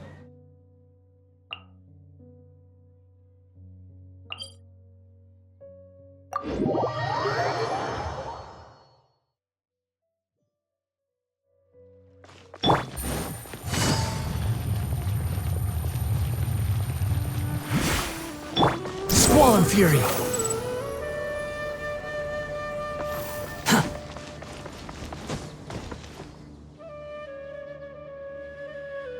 Alhaitham also got my invite, right? Will he be coming to join us? That guy? He's never been a fan of social gatherings. I wouldn't get my hopes up if I were you. Are you sure? All right then. I guess we won't wait for him. Yeah, let's go. I mean, maybe we should give him a little more time. We can keep chatting for a while longer. Oh, sure. You still haven't told me, what's the occasion for getting us together here at Pardis Di? We're celebrating the end of the first phase of Kale's studies. I wanted to thank you all for the help you've given her along the way. Then where's Kale? She said she wanted to show everyone a bit of what she's learned, so she's still doing some last-minute prep at home. She'll be here shortly. Anyway, let's get started. To tell you the truth, I'm actually not so confident that the second phase will go as well as the first. The curriculum will become a lot more involved, and I'm worried that she won't be able to get through all of it. I was hoping we could brainstorm about it together before she gets here.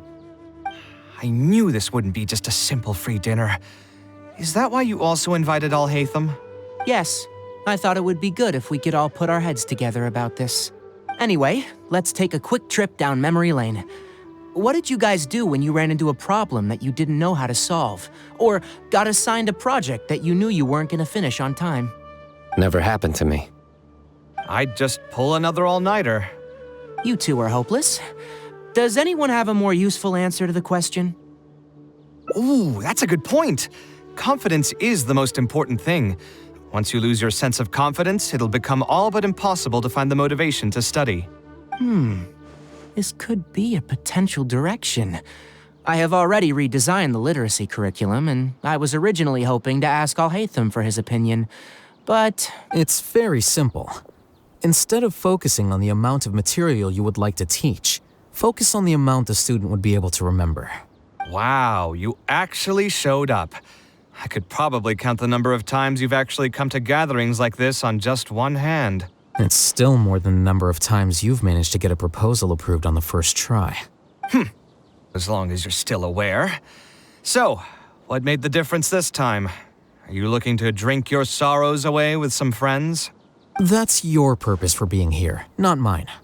Don't project your ways of thinking onto me. So you're saying the only reason you came is to help Tighnari with his brainstorming? Precisely. Kale will have a long road in front of her. Hey, just to get one thing clear. Even if Kale manages to make her way to the academia, we cannot let her enroll in Haravatat. Ksharawar is obviously the best choice for her. She's been a trainee forest ranger for so long, she'll definitely be good with her hands. What are you saying? Spontamad is the better choice. It's where I graduated from, after all. Then what about Amorta? That's the Darshan her master actually graduated from. There are only 2 other Darshans left. We might as well select all of them on her enrollment application. I'm trying to have a serious discussion here. Traveler, you aren't associated with any of the 6 Darshans. In your opinion, which Darshan would be the best choice for Kale? Well said. Agreed. And my goal in inviting you here was to gather some thoughts on the execution of this second phase. Phase 2 far exceeds Phase 1 in both curriculum complexity and the speed of instruction. I hope Kale has prepared herself for what is coming. Hey, what are you thinking now? Please don't tell me you're planning on lending her those abstruse books from your home library. Actually, I was thinking about lending her a professions guide. I'll make sure to write, "Don't become an architect" on the front page of that. You're right, I can't deny that. Is there another phase after Phase 2? What's the ultimate goal of all of this? Are we trying to prepare her for a job in the academia? We don't need to think that far ahead. Hold that thought, though. I think my vegetables are done.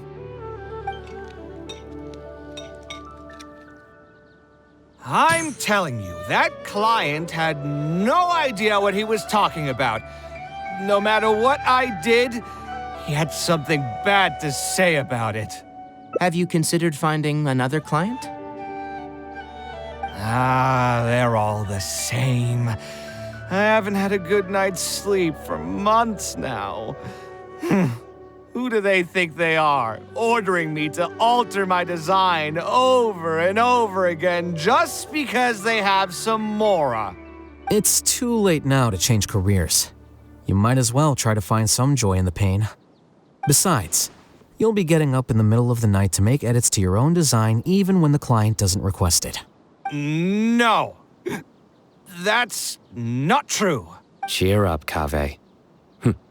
I'll tell you a new joke. We'll save that for the end, Sino. You can keep it to yourself until then.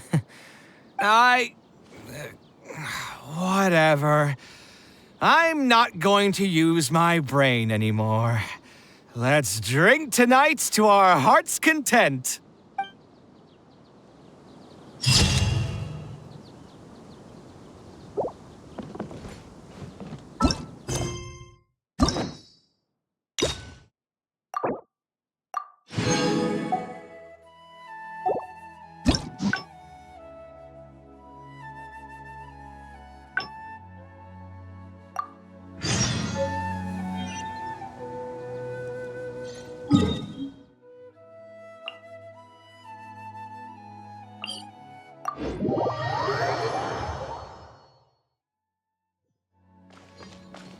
The wind rises.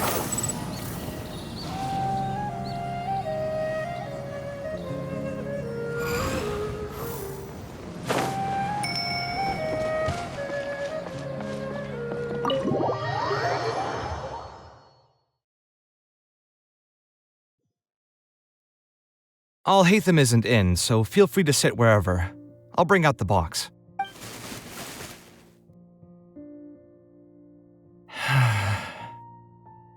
Oh, nothing. I just didn't realize how much time had passed. The box is pretty dusty, which means it's already been a while since I've moved into this place, and many years since my mother moved to Fontaine. I'm happy for her. I hope she'll be able to find happiness there. She raised me all by herself after my father passed away. It definitely wasn't easy for her. Anyway, enough about that. Let's see what I packed into this box. What are all these things? Oh, I remember now. This is a drawing I made in Port Ormos. Obviously, I wouldn't call it anything special now, but I was less than 5 years old when I made this drawing. That's more than 20 years ago. You could say it's pretty good for a child of that age. Now that I've said that out loud, I suppose I do have some level of artistic talent, right? Criticism and self-doubt have always been a part of the artistic process. Without criticism, there can be no improvement. It's normal for me to question my abilities from time to time. I admit that I may have spent a little too long questioning myself this time around, but as you know, the heart tends to dwell on whatever it pleases. Anyway, never mind. The more I talk about it, the less confident I feel. Let's see what else we have in the box. Ah, my building blocks! It's been years since I've last seen these. When I was a kid, I used to stack them super high, and could even stabilize the tower to keep it from tumbling over. Oh, and this blueprint. I made it by copying my mother's sketch, and the aspect ratio was horrendous.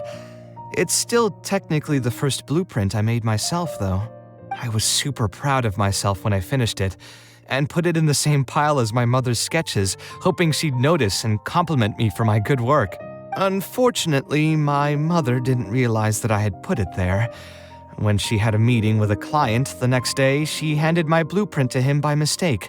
The client was completely confused by this new blueprint, but apparently he felt too tongue-tied to question such a famous architect. It was only a few days later that he finally gathered up the courage to pay my mother a visit. He asked, "The door in this blueprint is even taller than the roof. Is this supposed to be part of the design?" My mother took me with her to personally apologize to the client several times. She didn't scold me about it in private, though. Instead, she went over all the steps required to draw a good blueprint and was very patient throughout the whole process. I still remember it like it was yesterday. Let's see, is there anything else left in this box? What was this again? Ah, this is my mother's notebook. She used to write and sketch in it all the time. When I was a child, I used to be super fascinated by this notebook, and always pestered my mother to let me read it. After asking her a few times, she told me that I could read it as long as I could guess the password. Wonder why she didn't take this notebook with her. Did she leave it to me on purpose?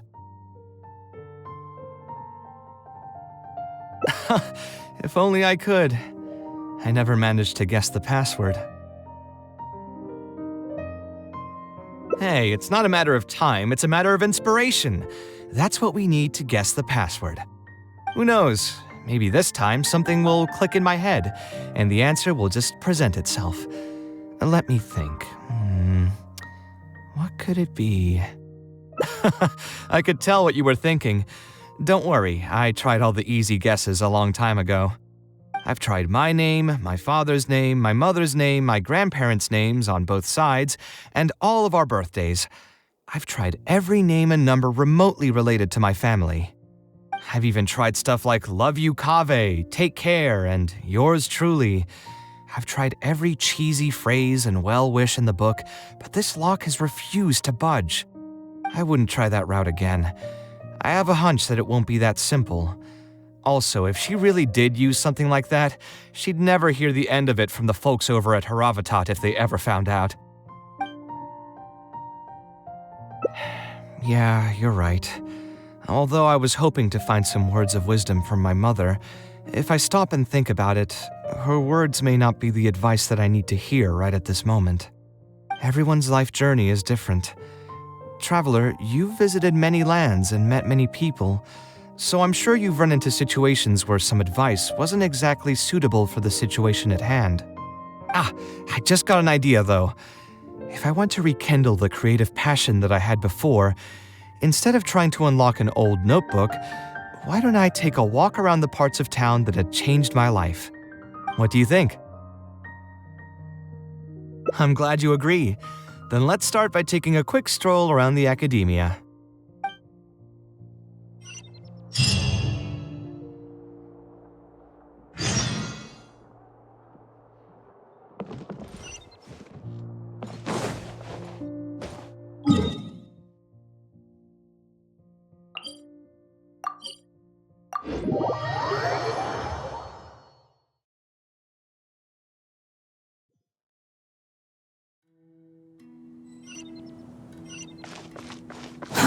Too slow. Quit following me. Squall and Fury.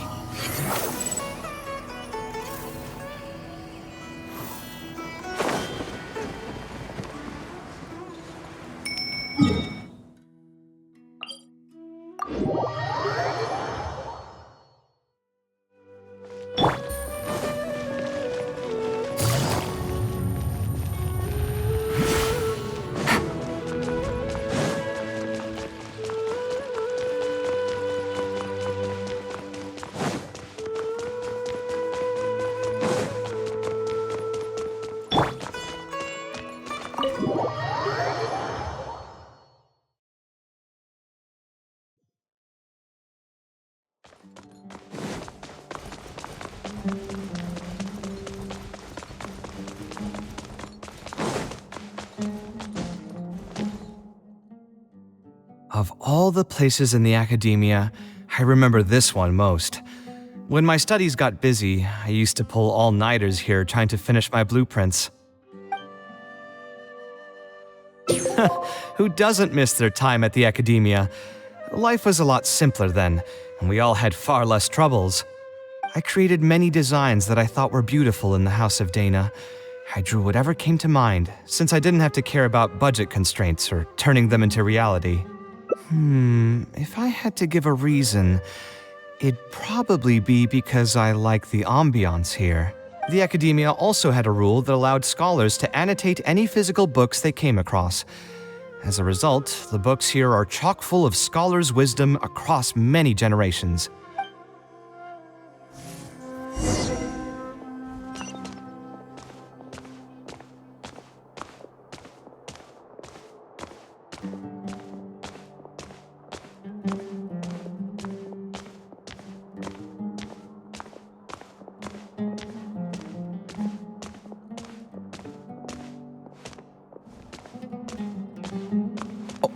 Here, this is a great example.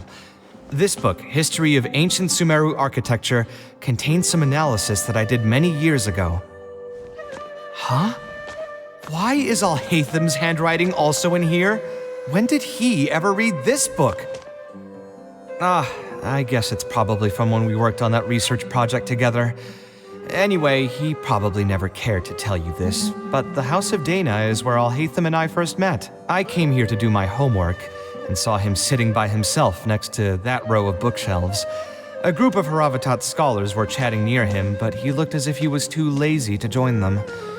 There was a pretty stark difference between him and all the rest of them. It was my fault for feeling bad for him. I thought he must have gotten into some kind of trouble and went over to ask if he needed anything, not realizing that...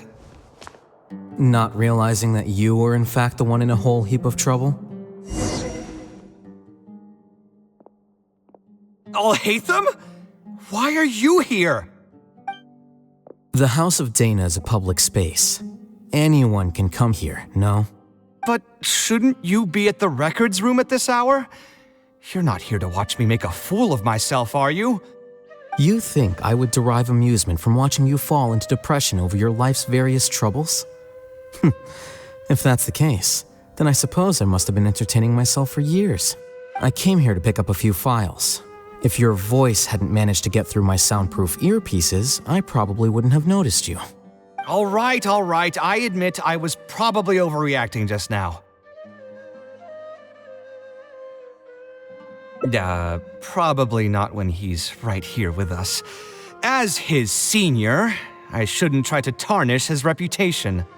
There was nothing embarrassing or shameful about it. When I was still a student at the academia, I once collaborated with Kaveh on a research project. A collaboration is usually beneficial for all parties, but due to issues with our personalities, we ended up going our separate ways before completing the project. We had a number of differences, and they remain unresolved even today. But there's no point going into that right now. The more important question is, why are you at the House of Dana? As a senior scholar, isn't it my responsibility to offer my friend a quick tour and explanation of the academia's architecture? I see. Then let me guess. Your next stop will be the pavilions around Razan Garden? Our famed architect sure loves showing off that corner to all his friends. Oh, and Kaveh, a lot of the books you annotated have been moved to the innermost section of that bookshelf over there. You'll have to dig them out yourself if you need to find them. Huh? But why would you know that? Don't tell me you finally had an epiphany and realized that there's great virtue in respecting your elders' work. Sure, if that will give you some self-confidence. Leave any words of thanks you may have to the ex-Grand Conservator. The last time he was here, he was complaining that he had received reports from current students. The main grievance being that the annotations are too long and difficult to read.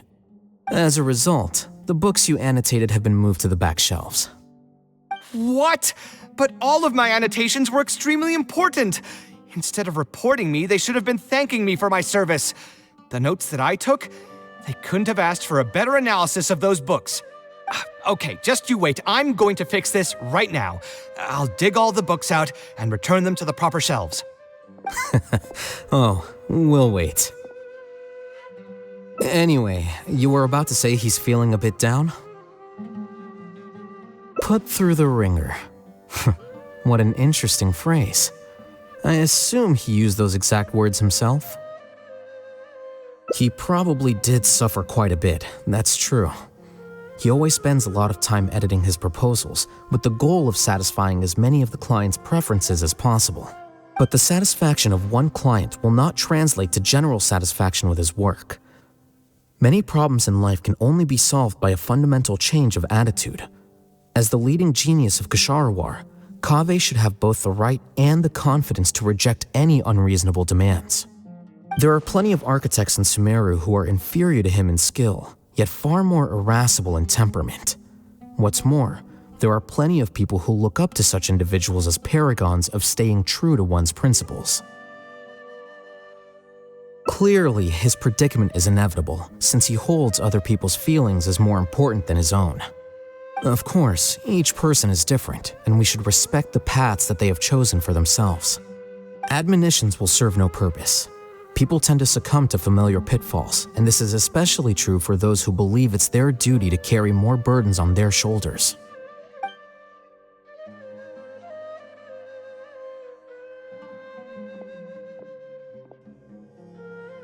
Looks like you were having an enjoyable chat while I was gone. Were you talking about me by any chance? What do you think?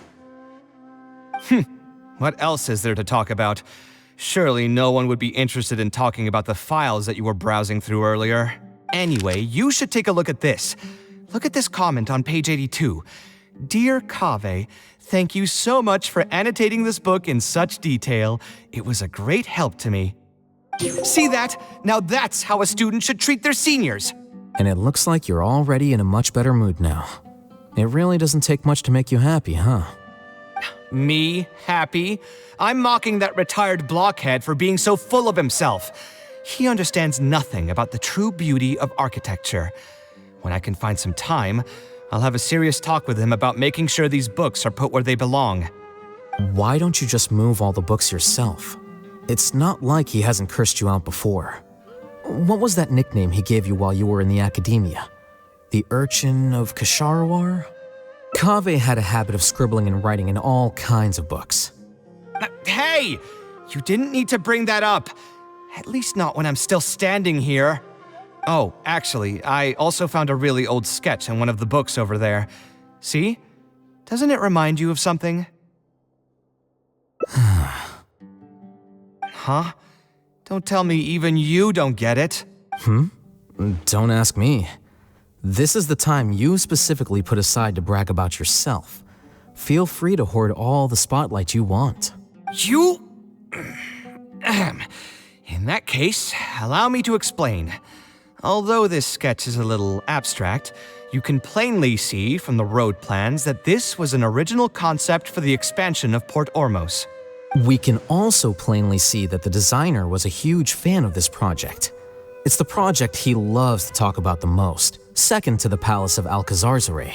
If I don't keep bringing up the neat projects that I've done, how would anyone know that I was the one who did them in the first place? There shouldn't be any complaints about Port Ormos. If I remember correctly, the construction process was very smooth, everything was made ready ahead of time, and there were very few safety concerns. There are indeed no records of any complaints about this project. A most impressive achievement. See? What did I tell you? Come on, let's take a stroll through Port Ormos next. I'll tell you all about the designs I made for the place. No need. It's almost time to clock out for the day, and I don't intend on bringing any unfinished work home. Suit yourself. It's not like you know how to appreciate artistry anyway. Let's go, traveler. I'll take you to Port Ormos.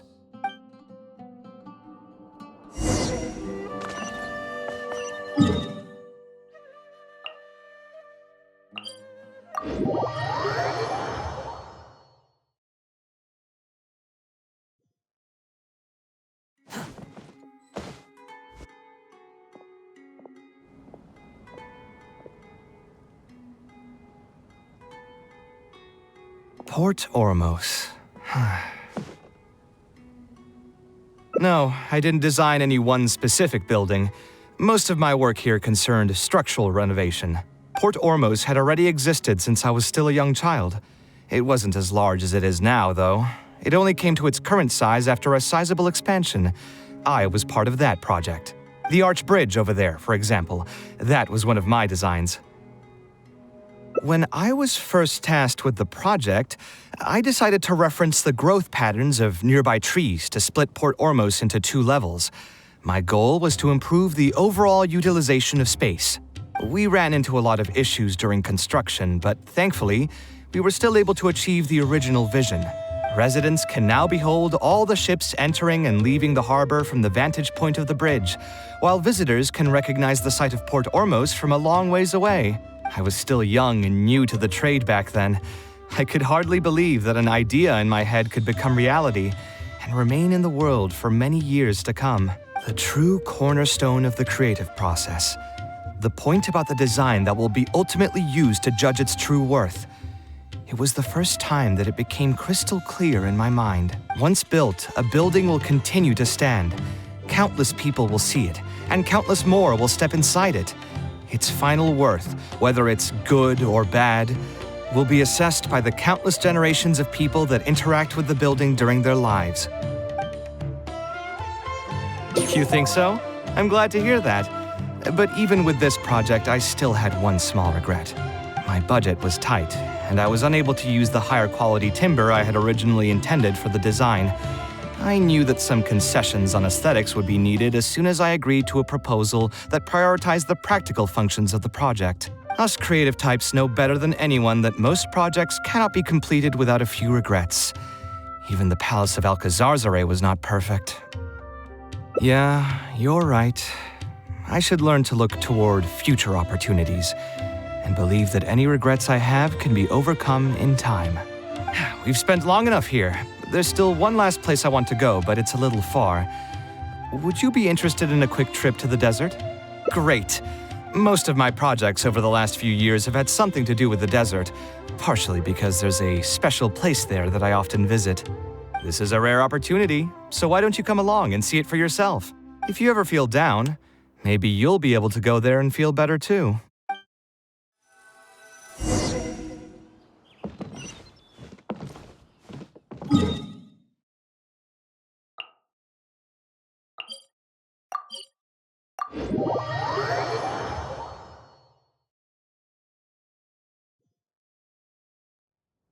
Who would have thought that so many primal constructs could have congregated here while I was gone? We won't be able to sit and talk peacefully with these guys around. Let's clear the area.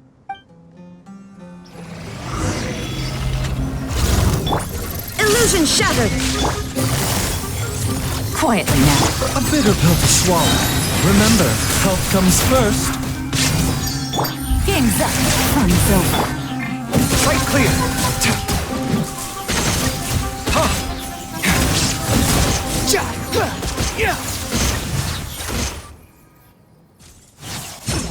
Isn't this place great?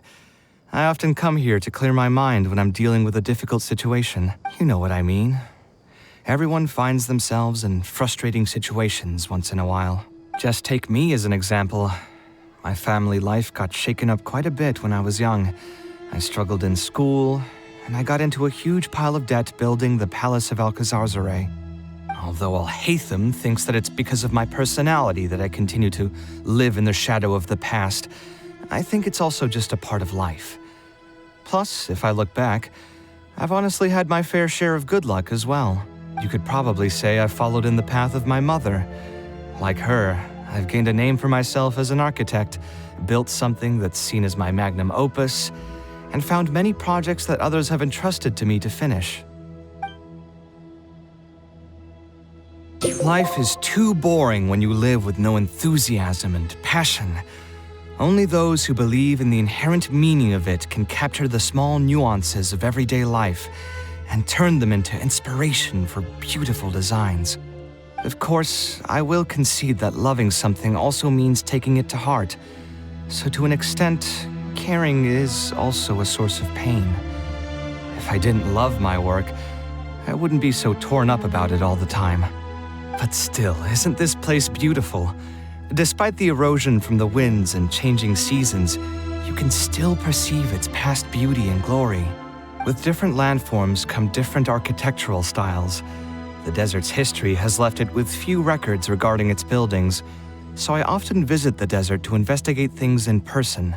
The sight here has moved me ever since the first time I laid my eyes on it. I told myself that one day, I would also be able to create buildings that move others. My pain will one day fade into nothing just as I reach the end of my life. But buildings are different. They are far more valuable than most materialistic things, and far more durable than human flesh. As long as there remain souls in the world who can decipher the meaning behind them, they will also have acknowledged me across the vast stream of time. If you were to ask me what art is, that would be my answer. You think so? But I feel I've always been like this. Remember that question I brought up before? The one about whether I should see art as a divine gift of inspiration from the gods, or as a product of my own existential struggle. I still haven't found an answer to that yet. But if art wasn't inherently paradoxical and enigmatic, then people probably wouldn't be drawn to it. Those who pursue art will be unable to avoid the pain that it naturally brings. Will often be floating on cloud 9 one second and sinking in a mire the next. I'll try gathering my thoughts again once I've found a way to define art in the first place. In any case, thank you so much for listening to everything I had to say.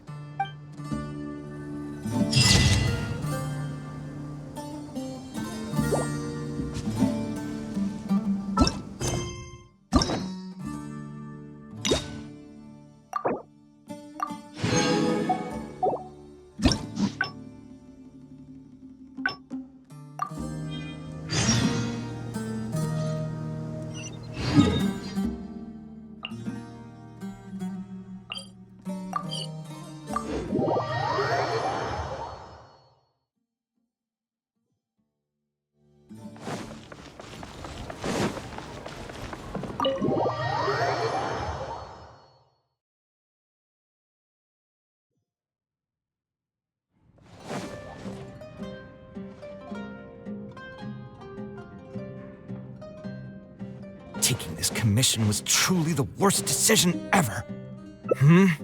Oh, hey, I wasn't expecting to run into you here. Actually, while we're on that, what are you doing here at the tavern? Don't listen to anyone who says that drinking is an elegant pastime. It's no good for your health. So you saw all that, did you? Ugh, I thought I was in the clear.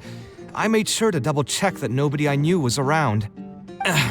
Anyway, thanks for looking out for me. Honestly, it wasn't that big of a deal. I'm used to it by now. Stress is just an inescapable part of being a working adult. Boss, I'll have a glass of wine. Same as last time. Do you want something too? I'll put it on my tab. Wine and a glass of juice coming right up.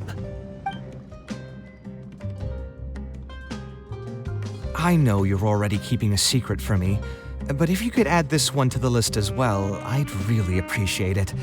Arguing with a client is not a good look for me. If word gets out, other potential clients might be afraid to work with me. That guy, though, what was he even going on about? All those ridiculous demands of his?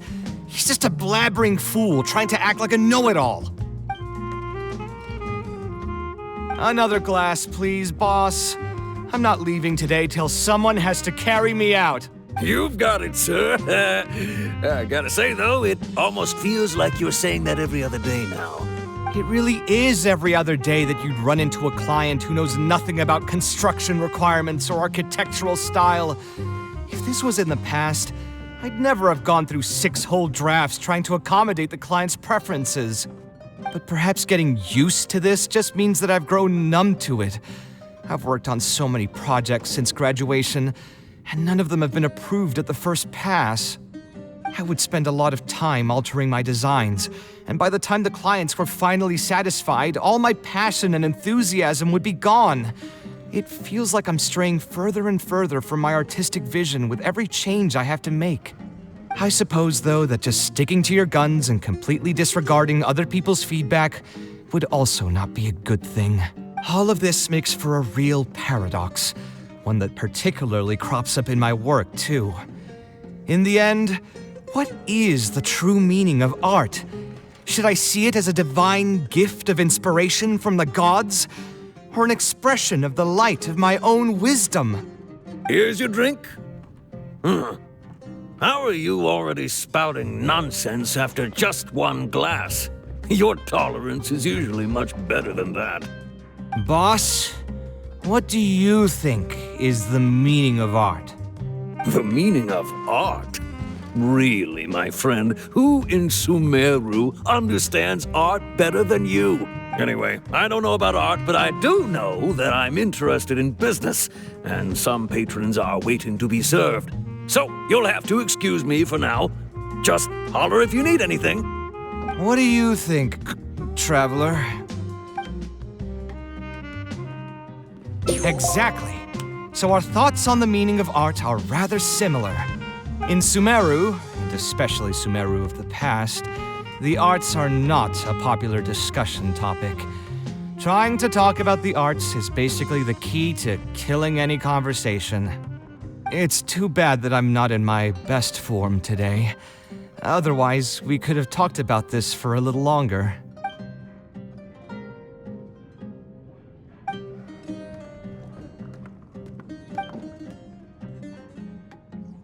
Sounds great to me.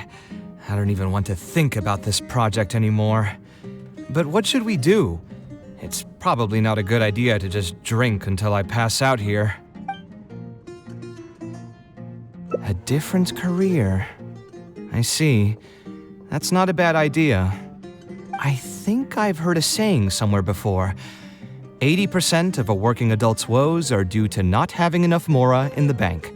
It's just a saying, of course, but even I will admit that my life would be a lot better if I could make additional mora. And if I want to make mora, I should finish that ridiculous commission. But I really can't find it in me to go back and talk to him right now. Hold on. I just remembered that I used to have a senior classmate by the name of Alkami. If memory serves me right, he's no longer taking private commissions, but he's still doing pretty well for himself. Maybe I'll be able to get some advice from him. Yeah, I should get on this right away. No more wine for me today. I'll grab the bill and be on my way.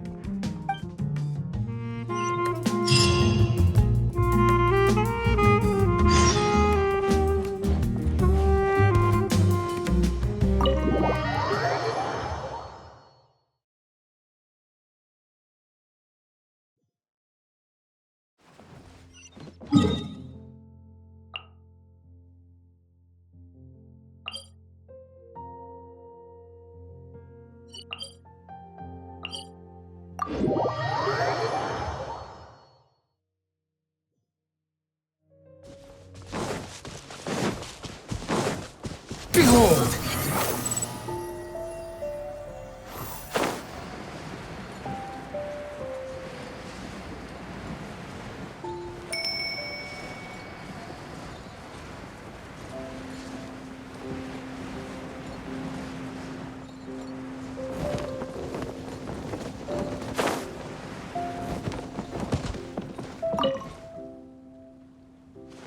Ah, Kaveh, it's you! It's been a while. What have you been up to recently? Yeah, it's been a long time, Alkami. Things haven't changed much for me. I'm still taking private commissions for all kinds of projects. I heard that you were the genius behind the Palace of Alcazar. I bet you're all set for Mora after a project of that size. Well, it's hard to make a profit from every project, you know? Hard to make a profit? You've got to be joking. I've never met an architect who didn't make a profit from a project. Unless the client fled before they paid the commission fee in full. But that doesn't sound right either. Doesn't Dory have a pretty decent reputation in our local business circles? I don't think she's ever been involved in any kind of big scandal. Well, about that. I mean, it was complicated. I understand. Either way, doing one project after another sure gets exhausting over the years, huh? I've been there, so I can feel your pain. I mean, I obviously never had your reputation to live up to. That must have been stressful. But I'm sure we've faced all the same problems. Trying to keep your client in a good mood while you're trying to stop them from micromanaging things they don't know the first thing about. I don't miss it. Thankfully, that's all behind me now. Not exactly. My work is still closely related to architecture. Judging from the look on your face, you're still strapped for Mora. That's quite unfortunate. You're the most artistically gifted graduate the Ksharawar Darshan has seen in decades. But it looks like you still have a lot to learn in terms of making Mora. With that said, us Ksharawar grads should still look out for each other. What if I told you about an idea that'll absolve you of all your Mora troubles going forward? Are you serious? But something like that has got to be some kind of top-level business secret. Are you sure you can just share something like that with me? Besides, I don't want to just take something like that without offering anything in return. I still have a little Mora. Or is there something that I can help you with? Oh, you're too kind. This is just a simple tip. Even if I didn't bring it up, I'm sure you'd hear it from the others sooner or later. The idea is this. I recently opened up a training center with the goal of educating people in architecture design. Compared to the classes taught by those old fossils at the academia, my classes are more condensed and streamlined and will allow people to quickly get their foot in the door. Unlike the academia, I won't turn down anyone who's interested, rich or poor. As long as someone wishes to learn more about architecture, I'll accept them into my training center. It just so happens that I'm still looking for a few more instructors. So, what do you say? Interested in coming over to give a few lectures? Regardless of the pay, I can already guarantee that it'll be far more comfortable than working on random people's private commissions. Ah, so you want me to join you as an instructor? That does sound like something I'd be able to do. It sounds like a pretty stable job, too. What do you think, Traveler? Then it's a deal? Yes, it's a deal. Thank you, Alkami. Like I said, there's no need to thank me for this. The lecture room is not far from here, so you can just come straight here tomorrow morning. As for the pay, how about we start at 300,000 Mora per lecture? 300,000? Are you serious? How could you offer so much? It would seem that you're still oblivious to your own economic worth. 300,000 is nothing compared to the prestige of having the Light of Ksharawar as one of my instructors. 300,000 is also just the base rate. Just trust me on this. The longer you stick with me, the more you'll come to understand your true value in the market. I have to go make some preparations now. See you tomorrow. I was never particularly close with Alkami when we were in school. Who would have thought that he'd be so nice and friendly? I've hosted free lectures before, but this would be my first time being hired to lecture for a formal business. 300,000 Mora per lecture. Whew. I'm so excited that I'm starting to get nervous. Thanks so much. I think I will be able to relax a bit more with a friend in the audience. Now, what should I talk about tomorrow?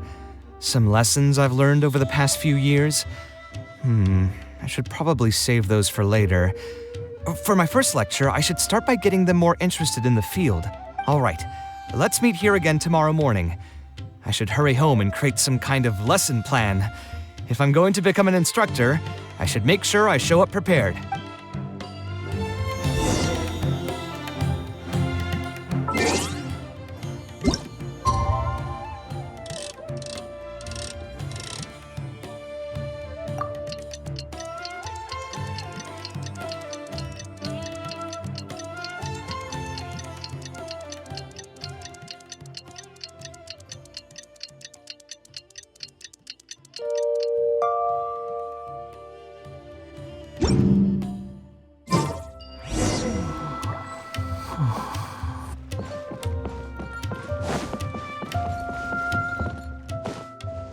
Oh, I didn't expect you two to get here so early.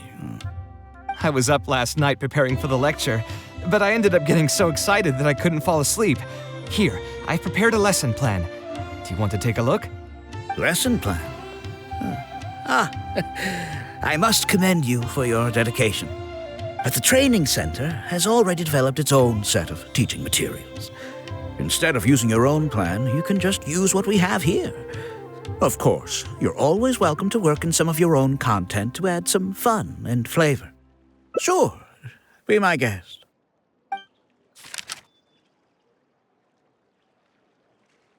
It's almost time for the lecture to start. Feel free to head in and start the class whenever you're ready. Huh. So you've already developed your own set of teaching materials.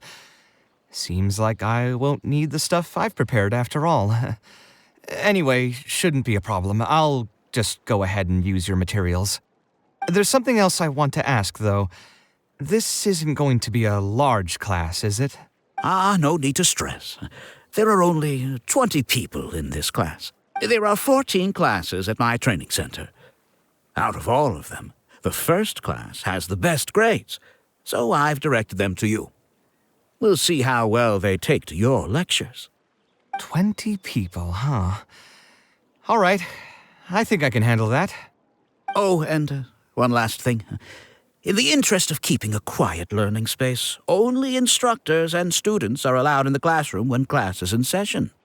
I'm sorry to say this, but your friend will have to wait outside while you teach the class. Sorry about that.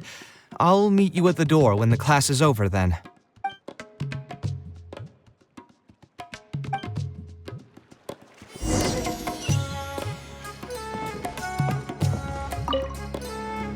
Hey there.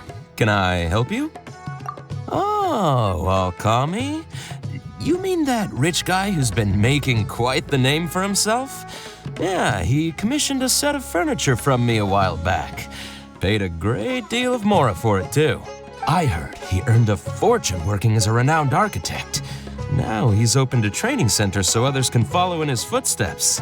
If the tuition wasn't sky high, I'd enroll my child in a heartbeat. Architecture really sounds like a lucrative profession.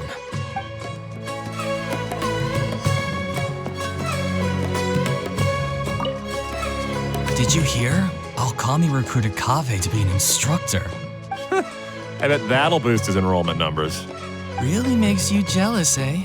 If you think about it, Alkami was never that talented himself as an architect. If we're just talking about professional skill, no one would pay for a class with him. That's true, but you've got to admit, his advertisements are really effective. After all, the academia only admits those who can pass its entrance exam, so only a few people could hope to study architecture in the halls of the Kasharwa. For those who can't pass the exam, or who just want to jump straight into the industry, the training center is the best bang for the mora. Man, to have that kind of business acumen.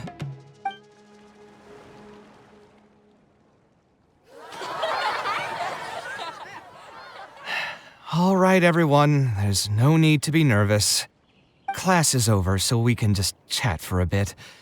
I shouldn't have lost my temper during the lecture. Did I scare anybody? No, you weren't scary at all, Mr. Kaveh. We were just a bit lost and didn't get what you were talking about. Oh, don't get me started. I was trying to use Alkami's materials, so I flipped through some pages and gave them a closer look. The more I read, the more upset I became. Alkami may fool an amateur, but he can't fool anyone who's active in our profession. The materials he made are completely useless for teaching real architecture. In my opinion, the most important skill of an architect is their ability to craft a design. In other words, they must be able to conceptualize ideas. There are tens of thousands of buildings in the world, as well as a countless number of architectural styles. Some designs emphasize aesthetics, while others prioritize practicality. The architects who can critically evaluate the quality and fit of different designs are those who can come up with great designs of their own. But you won't get any of that from the teaching materials they're using here. All these students are doing in class is rote memorization of existing designs. They are learning nothing about the underlying principles. How can they expect to become real architects? When they're done with this class, all they'll become are dilettantes with a pitiful smattering of architectural knowledge. But, Mr. Kaveh, we didn't really understand anything you said after you threw away the materials either. What's the big deal anyway? It's not like we're looking to make some works of art. We just want to make some Mora. You're studying architecture to make Mora? Yeah! Why else would we be studying here? My biggest dream is to become someone like Mr. Alkami.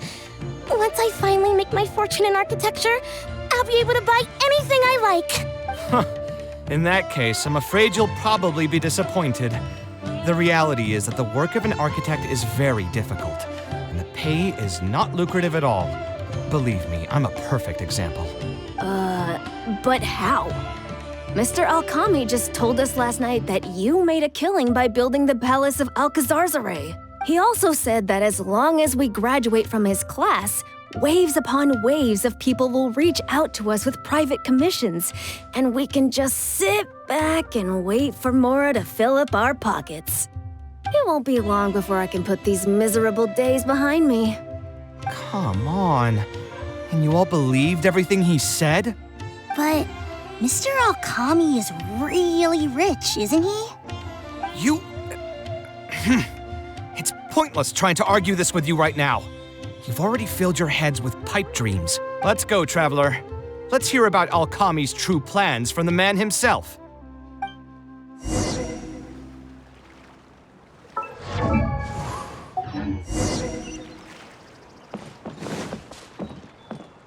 Quit following me. What's wrong, Kaveh? You look quite flustered. Did one of my students offend you? Were the students not astute enough for your liking? I must implore you to go a bit easier on them. After all, they're nothing like the genius scholars you're used to dealing with at the academia. We don't need to strive for perfect understanding. As long as some knowledge has been passed on, that's good enough. Yeah, I'm mad at them. But I'm even more upset that you're scamming people under the guise of teaching them about architecture. The students are all here hoping for a quick way to make money, but we both know that an architect's life is hard and exhausting. Just a little while ago, I was toiling over the 6th draft of a design for a client. If your client is unhappy, you can't break ground, and the longer a project goes, the longer it takes for you to get paid in full. What's worse, if your client disappears in the middle of a project, good luck getting anything from them ever again. You know all of this just as well as I do. Why lie to them?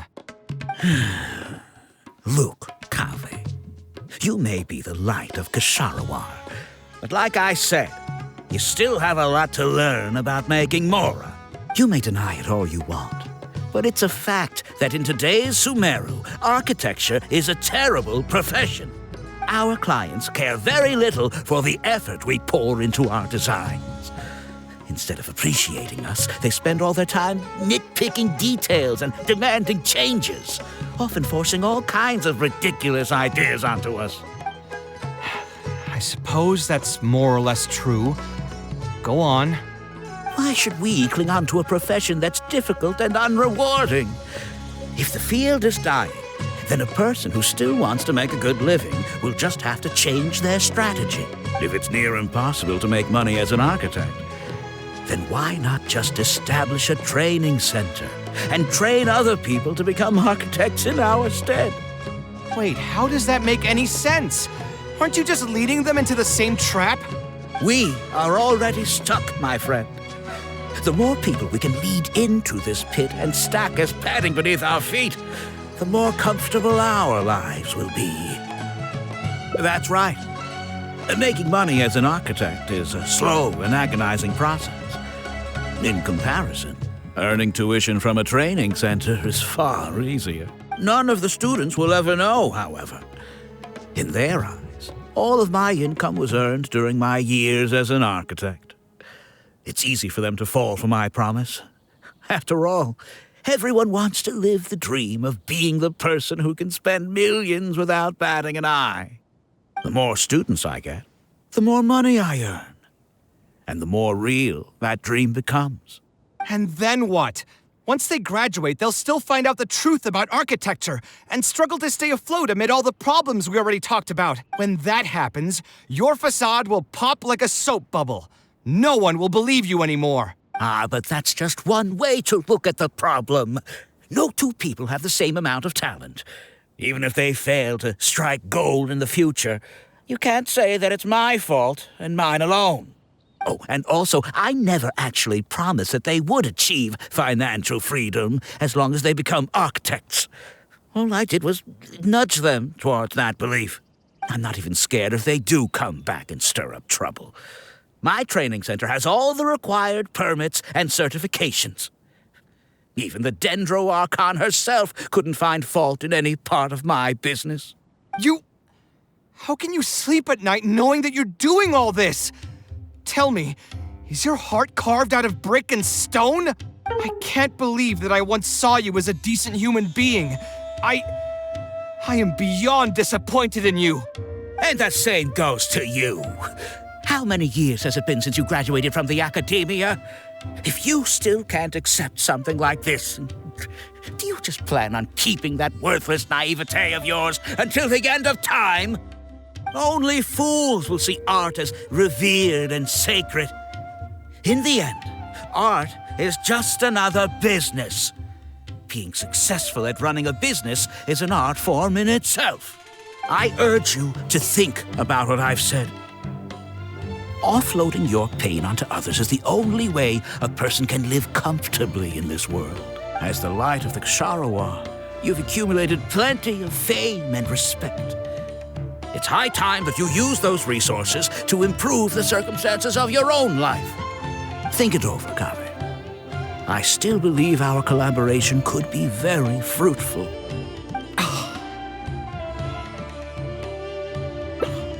I'm so mad, I feel a headache coming on. There's nothing more I can say to him. I'll resign from my position as instructor. Of course, I'm sure you've realized that as long as I remained at this center, he would be able to use my name to advertise this place. Even if I just sit back and do nothing, others will be deceived and suffer because of me. He is right about one thing, though. These kinds of training centers are everywhere. And even if the academia was to find out about it, it's unlikely that they would take any real action against it. The most that they could accuse him of is false advertising. And even that would be hard to prove. Oh? Did you notice something else? Yeah, you've got a point. The rate he gave me was 300,000 mora per lecture. That probably came out of the students' tuition. And who knows just how much he's been charging the students for attending his classes. If you're gambling everything on making it rich as an architect, are you really going to have the mora to pay for that kind of tuition? Right.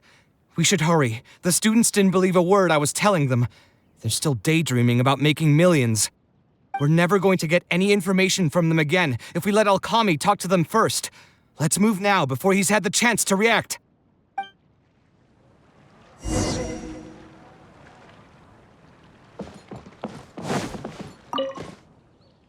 Oh, Mr. Kaveh? What are you doing back here? Class finished a while ago, but you're still here. Why haven't you gone home? I wanted to stay for a little longer. I'm still thinking about everything you taught during the class. Even though a lot of it went right over my head, I still thought the houses you drew were really pretty. Of course they were. All the examples I drew were world-famous landmarks. Each one was the magnum opus of a celebrated architect. It's a good thing that you could recognize them for their beauty. The accumulation of knowledge is the first step to artistic expression. Instead of rote memorization, you should try to relate and to understand, and after that, try to resonate with the work. Resonate? Yes. When I first got into architecture, there were many things about it that I couldn't understand at all. I would find a building to be beautiful, but have no idea what made it so good. And for most people, just being able to admire a building is enough. To become a good architect, however, you must also learn to assess and appraise. Going from admiration to assessment will take a lot of time and specialized knowledge. and I'm afraid that some superficial speed training won't be enough to take you there. Just as I thought. Becoming an architect won't be as easy as Mr. Alkami made it out to be, right? I'm sorry. I'm not trying to crush your dreams. All I want to tell you is that an architect's life is not as carefree and easy as others may make it out to be. I understand. Thank you for telling me the truth, Mr. Kaveh. I think I'll still stay here for the time being, though, since my family still hasn't paid everything off. Paid off what? Sorry, I can't say anything more. Mr. Alkami made it very clear that anyone who talks about it will be kicked out of the class. Don't listen to him. I am the most famous architect in Sumeru. If he kicks you out, then I'll just take you in instead. Really? Why would I pull your leg? I can see you have some talent, so as long as you get your fundamentals down, you should be able to pass the entrance exam and continue your studies at the academia. Then please keep this a secret for me, Mr. Kaveh.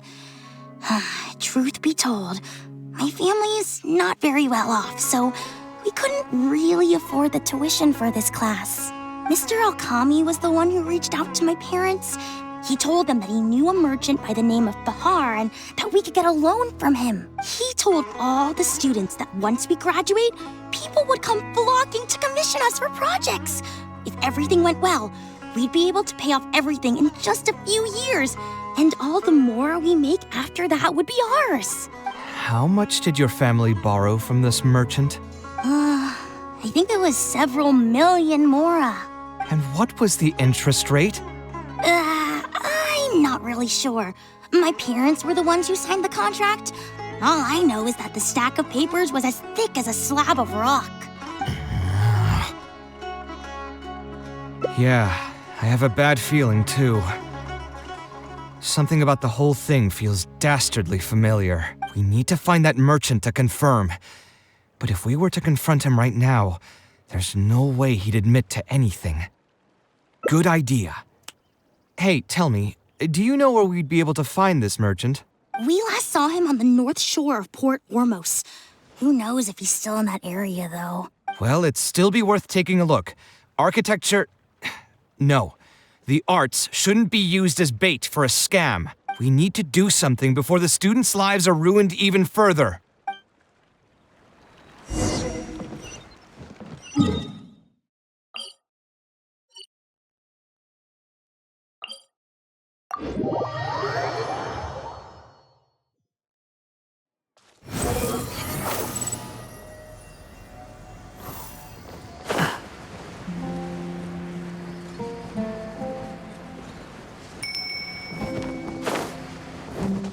Squall Fury!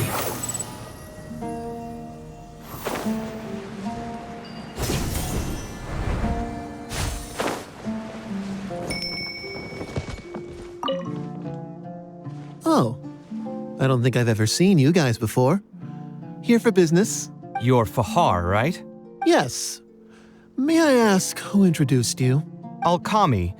My friend here wants to enroll in his architecture class, but they're a bit short on money. Alkami told us you're the man to go to in this kind of situation. Oh, sounds like his business is booming. How much do you need? Let me see. I'd say around 3 million mora. Oof. You call that a bit short on money? Anyway, since you're here because of Alkami, I can work things out for you. Make sure you sign the contract, though. Lots of people are borrowing money from me nowadays. Here you go. Don't worry, there's nothing particularly unusual about it. All you need to do is pay back the loan in full within 3 years. And what if they won't be able to pay it back? What do you mean, won't be able to pay it back? Once you graduate from Alkami's place, you'll be making millions of mora a year. Easy! At that point, paying this off will be a piece of cake. And even if you were to run into some difficulties and need to delay the installments, it's no big deal. We're all reasonable people here. If you can't pay quickly, you can just pay it back over a longer period. All that would change is your interest rates would get a little higher. It's hard work running a business. If we're taking risks to supply you with Mora, it's only fair that you take on a bit of the financial risk as well. Anyway, there's no point in tying yourself in knots over the contract. With the way you're reading every single line, it's like you're worried you're about to get scammed out of your whole life savings. Why would I lie to you? Tons of students at Alkami's place have signed the contract. Aren't they all doing pretty well for themselves? I just did some calculations in my head. When you say the interest will get a little higher, do you mean it'll get higher than 30%? Of course, the contract did a great job of trying to obfuscate that fact. It only listed the amount that you'll have to repay every day, which gives the false impression that the amount hasn't actually increased by all that much. If you actually do the math, however, it's clear that the amount you need to pay on interest alone will amount to hundreds of thousands of Mora per year. Most people can't even make that much Mora in a year. Your greed really knows no bounds. Even my creditor doesn't dare to raise rates that high. Once a family's signed on to a scheme like this, there's no getting out. What are you trying to say, huh? I figured something was off when two well-dressed people came looking for a loan. Think you got the better of me? Too many people are sticking their noses where they don't belong these days. Luckily for me, though, this is a pretty secluded spot. Hey, come out and teach these guys a lesson! Eremites? I've already fought off more than my fair share of them when I was working in the desert. There are only a few of them, so they shouldn't pose much of a threat. Marak, you're up! Shine down! Seems like an emergency. Busted! I'll take my... Things are about to get dicey.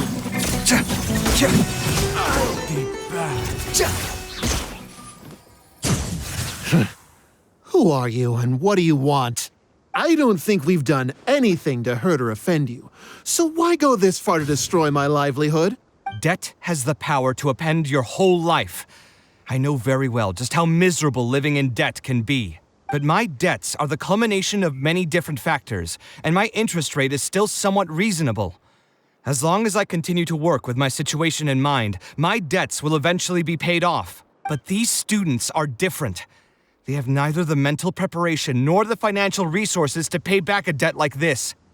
You sold the dreams of becoming an architect to the students as bait, urging them to take on insurmountable amounts of debt to satisfy your greed. Ha! Everyone knows there's no such thing as a free lunch. It's their own fault for falling into the trap. And if we're going to talk about greed, aren't those students the ones who are blinded by it? They completely ignore the risk that's right there in front of them. Ha! And here comes the silver tongue. Surely you use that to reel in the students as well. Even now, many of them are still hopelessly dreaming of striking gold after they graduate. People grow by learning from their mistakes. I hope this will be a valuable lesson to them. Let's head back to the academia and turn this guy over to the Matra. They should be able to link him with Alkami's business.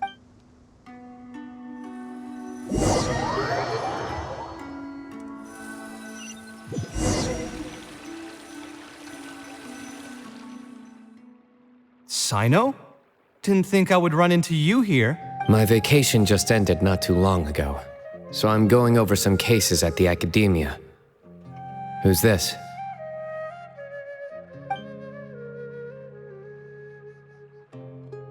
I see.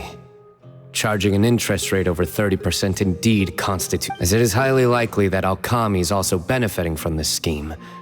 The Matra will open an investigation on him as well. The training center will be closed until further notice. Any funds we manage to recover from the suspects will be returned to the students. It's unclear how much we'll be able to get back, however, given their extravagant spending. That should still be enough. Once the students realize the error of their ways, they won't fall so easily for such traps in the future. Anyway, thank you for your help. I hope this won't be too much trouble for you. It's no trouble. Just another day at work. How did you two get tangled up in this anyway? Did you accept any Mora from him? He promised to pay me 300,000 mora per lecture, but I resigned as soon as I finished the first session. I didn't take a single coin. That's good. What do you mean, that's good? Would you have taken me into custody as well if I had actually accepted any mora? I wouldn't have gone that far. But, had he insisted that you were also an active participant in his schemes, under our rules, we would have been required to open an investigation on you as well. Either way, though, I believe you are innocent in all of this. Had you actually been alright with making money through less than noble means, your life wouldn't be the mess it currently is. Hey, what was that? What do you mean my life is a mess? Never mind. Your life is fine. You're just messing with me now, aren't you? Let's get back to business. If Alkami's case can be successfully resolved, you'll be eligible for a monetary reward from the Academia. Don't forget to pick it up after the fact. Huh. I didn't even know there was such a thing. I never would have guessed.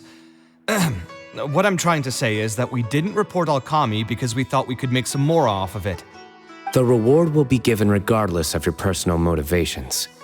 It was implemented with the intent of encouraging people to supply tips to the Matra. Fine. Is there anything else? I want to go back to the training center one more time and talk to some of the kids. Sure, but you should wait until tomorrow. My subordinates will shut down the center today, and summon the students to gather information on the total amount of mora they've lost in the scam. All right, then I'll stay out of their way. I can talk to the kids tomorrow. I have a few other things to take care of, so I'll be off for now. If you want to follow up on this case, just come find me again. Or ask one of the Matra. That should finally be the end of that. Oh, who would have thought it would turn out like this? All I wanted was to find a new gig and earn some mora. To think Alkami would sink this low, it still makes me really upset. Still, I think I feel a little better now than when you found me back at the tavern. It's a little ironic, but you could say it's because I've realized that there are many circumstances in the world that are even worse than my own. Now that I've seen such things firsthand, I suppose I've earned a new sense of appreciation for my life. How should I put it? I'm pretty stubborn when it comes to my profession, so I often argue with my clients. The arguments are usually extremely frustrating, and every once in a while I'd wonder if I only became an architect because fate wanted me to pay for some sins I'd committed in a previous life. Alkami's suggestion would have allowed me to quit my life as an architect and earn money solely from my reputation. But now that I've experienced that for myself, I can confidently say that I'd never want to do it again. Every scholar has their own sense of pride and a line that they don't like to cross. Of course, when faced with the vicissitudes of life, some will surrender these things to seek a more comfortable life. I can understand that. Just speaking for myself, though, I don't think that's something I'd ever be able to do. The voice in my heart would just keep repeating one thing. The moment I turn away from my dreams would be the moment my career ends. If I stopped devoting everything to my creative activities, I'd be able to lead a more comfortable life, but at the same time, my sense of intuition and understanding for the arts would also begin to degrade. At that point, any materialistic ease I may have gained in life would just become another form of torment. In comparison, my current life comes with its share of difficulties, but at least I'd never have to deal with that kind of existential reckoning. I appreciate it. You may call me conceited for this, but I would also like to think I'm talented enough to be able to lead a decent life without compromising my pride. It's certainly not easy, but I want to keep at it. My thanks again for being such a great help throughout all of this. I'm planning to pay another visit to those kids tomorrow. Want to come with me? All right, I'll see you tomorrow then. Get some good rest.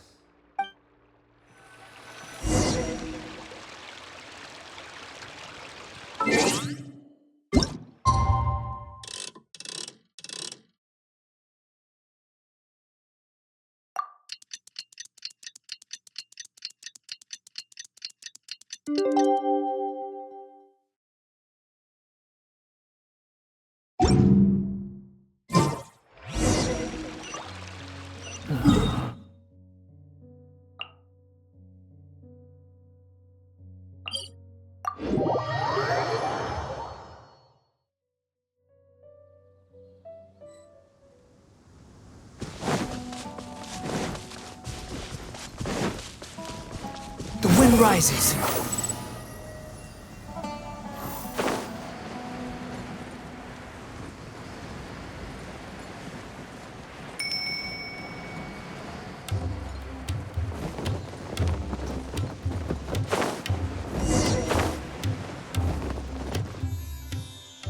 I never would have guessed Mr. Okami was a scammer. The training center has been shut down, and the Matra have promised to return some of our tuition. But we've already spent so much time on this class. What should we do next? Mr. Kaveh said we can keep working on our fundamentals and try to get into the academia. Ha! Easier said than done. If it was easier to get into the academia, none of us would have signed up for the class in the first place. Only the best of the best can get into the academia studying on their own. Mr. Kaveh might be willing to teach us. Why? What reason does he have to stick around? So, you're the only ones that showed up today, huh? Huh? Kaveh's here! Now, that's Mr. Kaveh to you. I'm here as your instructor, so let's keep things a little more proper. I'll keep instructing you for a while longer. You can pass on the message to the other students. As long as someone wants to come, they can join the class. Oh, also, I'm usually pretty busy, so I'll only be able to teach architecture fundamentals on my days off. Another disclaimer, I can't promise that you'll all be able to understand everything I'm going to teach. Architecture is not an easy profession. Aesthetics aside, even the basics of safe design can already be a handful for most people. If you want to design safe buildings, you'll have to go through a systematic study of structural engineering. And just as a heads up, all of this will be a huge step up from the superficial stuff you were learning before. It'll take both talent and perseverance to get through the course. I don't want to hear anyone say that I didn't warn you. We'll try our best. It seems some of you are really serious about this after all. All right, everyone, pack your stuff up. No need to prepare much for today's class. We're going to go on a quick field trip. You'll know once we get there. Come on, let's get going. We'll be off once everyone's grabbed their pencils and sketch pads.